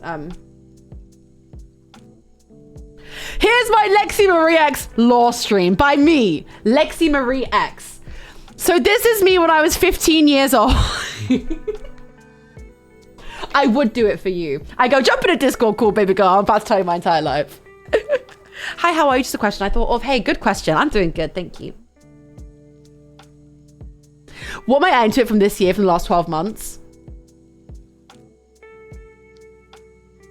I don't know. What would you say? What the fuck have I done in the last 12 months? I don't know. Log the fuck in. I know that's right. Woohoo! Woohoo! I am really curious as to what so there's another presentation on here and it's called Why I Should Be Your Streamer. And it was made in 2024. Oh yeah, Sillymas mid-offs. So much shit happened, girl. I'm just ignoring it all. Yeah, I was floor host for Silly Awards. I was floor host for mid-offs. Podcast. Got cancelled a few billion times. Thank you, Chicken Chat, for the raid. Hope you had a good stream. God bless. Moved house again. Moved with my lovely boyfriend. Found my lovely boyfriend. It's a dream. It really is a dream. I went right when the raid started. I summoned you guys. Welcome in. So maybe I do have some stuff to update. So let's see what 2024 me, perfectly timed with the raid. Let's see why 2024 me thought that I should be your streamer. I did debut on the FNG channel. I forgot about that. That moment was completely like off camera as well. Like I didn't know he was filming. And subsequently why you should give me all your money. That's such a good idea. I think everyone should check if they have a Prime right now. Gorgeous. Let's see what me had to say. Oh, I had transitions. Regular streaming schedule. Ooh. As you can see, I stream consistently and never ever take breaks for literally any reason ever. Who better to trust with your time and well-earned money? As you can see here, this is very perfectly shown off by the extreme downward trajectory. I was definitely very depressed when this was going on, by the way. I was definitely extremely depressed. My Detroit Become Human arc was stunning and gorgeous, and I think about her every day. I want to replay that game every second. So yeah, I think this has changed. 12 days ago, 9 days ago, 8 days. I think this has changed a lot though. God, I used to be so inconsistent. 12 days ago, 9 days ago, 8 days ago, 2 days ago. I was a flop. But I think I fixed this. I think I've locked the fuck in. Chat, would you agree? Especially when Poor Decisions is back. That means that my Fridays that I'm having off won't even be to be off. That's just for Poor Decisions. So like, I think we really have fixed this, and I've locked the fuck in so my content isn't slop.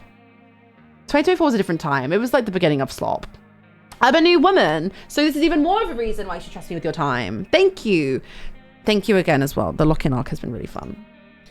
You probably already know me from somewhere. Besides your dreams, you will have seen me doing something somewhere else on the internet, as I'm really smart and sexy and everybody wants me in their content. Basically, we're already friends, so you might as well watch my stream. Come on, Parasocial Final Boss. Here are a few key examples. What's Good podcast, 444k views, by the way, angel numbers, clock it.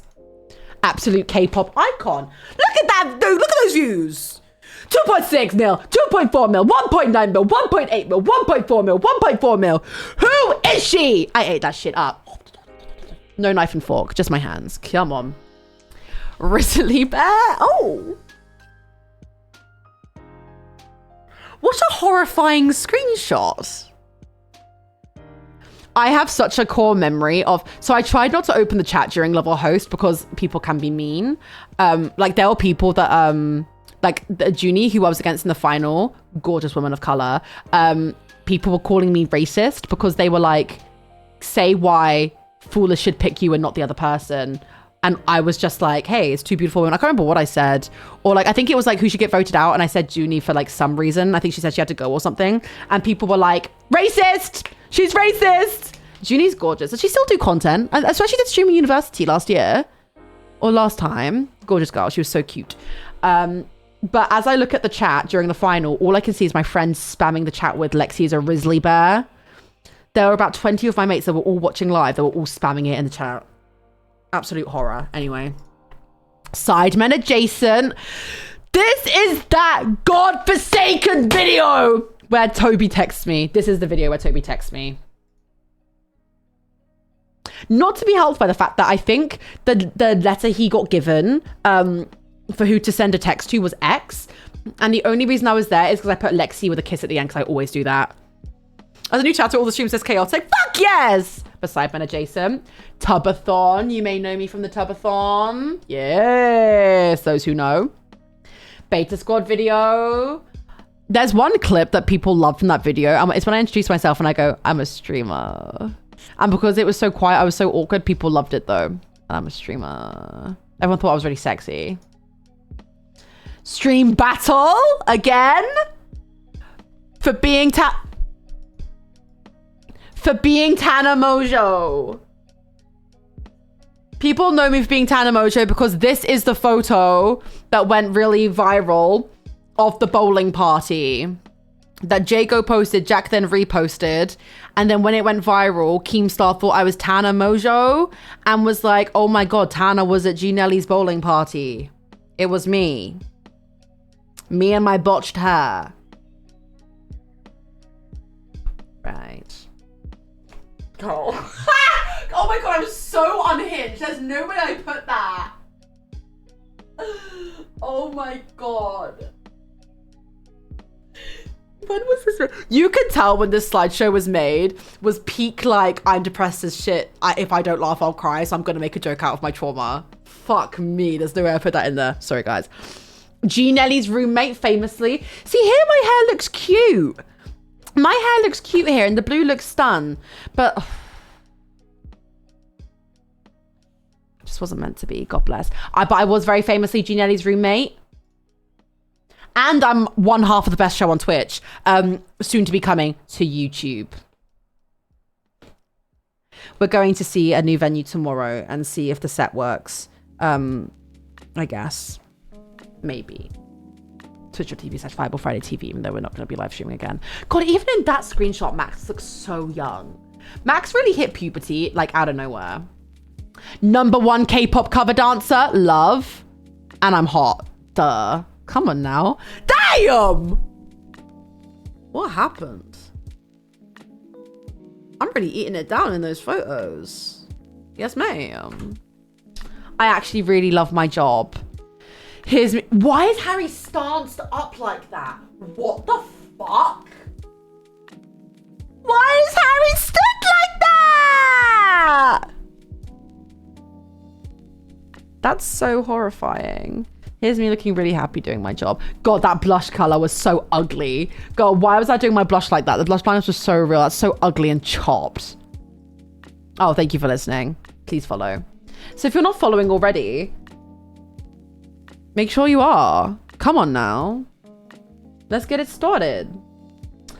And that's it. Okay, here's the thing. I've been invited to this Mecha Chameleon lobby. Do I really want to play Mecha Chameleon? I don't, to be honest. Also, if Harry's going live, I might play off stream only because I'm so hungry right now. I haven't actually eaten today yet, which is so bad. Please don't do that. It's because when I live with Niran, we always eat at the same time, but he left for an event, and all stream my stomach's been rumbling. But I might play off stream, and thank you for the stream streak, and grab some scran. Niran said he was going to be back at 5:30. Let's see where he is. Let's see where Niran is for a little bit of fun. He is...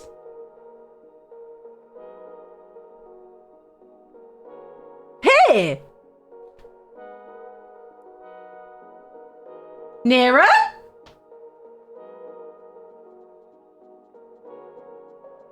What? What? Niran!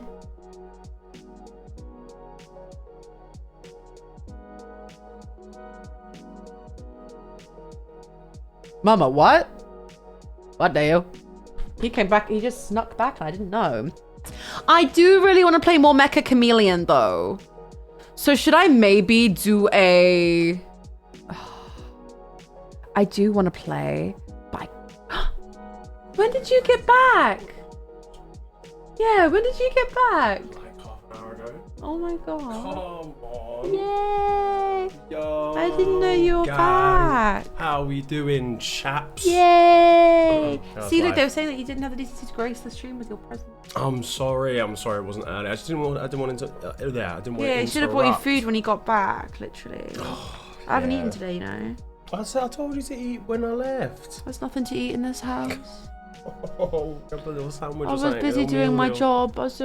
Look, I've been live for nearly 3 hours. Jeez. Yeah. Well, 3 hours ago was like 4 and I left at 1. No, you didn't. You left at 2. My train was at 1. No, you left at 1. Fairs. Hello, gang. You left at 1. I've been invited to a Mecha Chameleon lobby, but I really want to eat. And Niran makes me cook and slave away in the kitchen.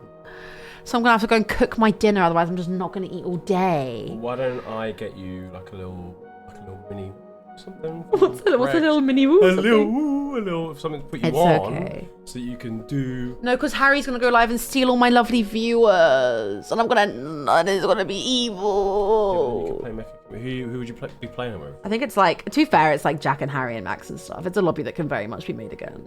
That's it. So I might end, and then I promise you guys, I'll come and play off stream.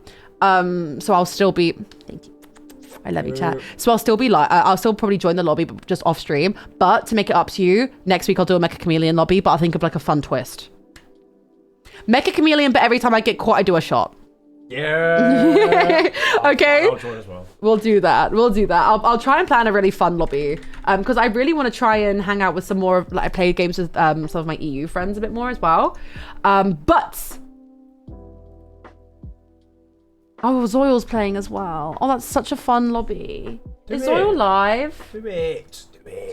Chat, I'm gonna do a poll. Chat, tell her but to I'm do it. hungry now. Yeah, but I can go get like a hungry. Greg's or something. You can have a steak bake, and then we can eat after you're done with the stream. Let's do a / poll. / pause. Should I play in lobby? I need to put a ticket. Yes. No. Chat, vote. I'm doing whatever you guys want me to. I'm a hungry girl, but I'll... Chat, tell her to make Is this guy bothering you? Yeah, he is. Oh, I kind of want to end stream. I can't. Steph, Liz. Oh, but everyone's saying yes, and now I'd feel so bad if I ended. Yeah, you see, you shouldn't have done that. I shouldn't have done Sorry, that. and I take responsibility as well because I told Zol's you. whipping up poo in a kettle, apparently. Of course he is. I was whipping up poo in a kettle. Okay, I'm gonna end stream, but I'm gonna play off stream. Okay, so I'm still gonna be in the lobby, just off stream. Okay, my pookies, is that okay? I promise you, I'm gonna do so I am technically playing. I'm sorry, I shouldn't have done the poll. I should have just listened to my stomach. But I promise you, I'm gonna plan a really fun lobby next week. Oh yeah, I tell you what, you like scout everyone now, get them all together, and then Yeah, I'll pick the best ones. next week when you do it, you ban them all from streaming, so everybody has to watch yours. Okay, beautiful. Thank you guys so much. Oh, Harry on 74 viewers who rated. Thank you guys so much for streaming today. Who should I send you guys over to? Oh god, you guys go find them yourselves. Go find them yourselves. You'll find me in one of these lobbies. So I'll send you over. I'll send you over to Max. And I will be there. I'll be doing stream tomorrow. I think I'm going to be painting myself a freaking color tomorrow. So a freaking color. Thank you guys so much. I appreciate you all endlessly. And I'll be live tomorrow. I'm going to go eat some goddamn food. I'm so hungry. But I'll see you guys in the lobby. I love you all very much. I'll see you tomorrow, okay? Bye, gang. Bye. Bye.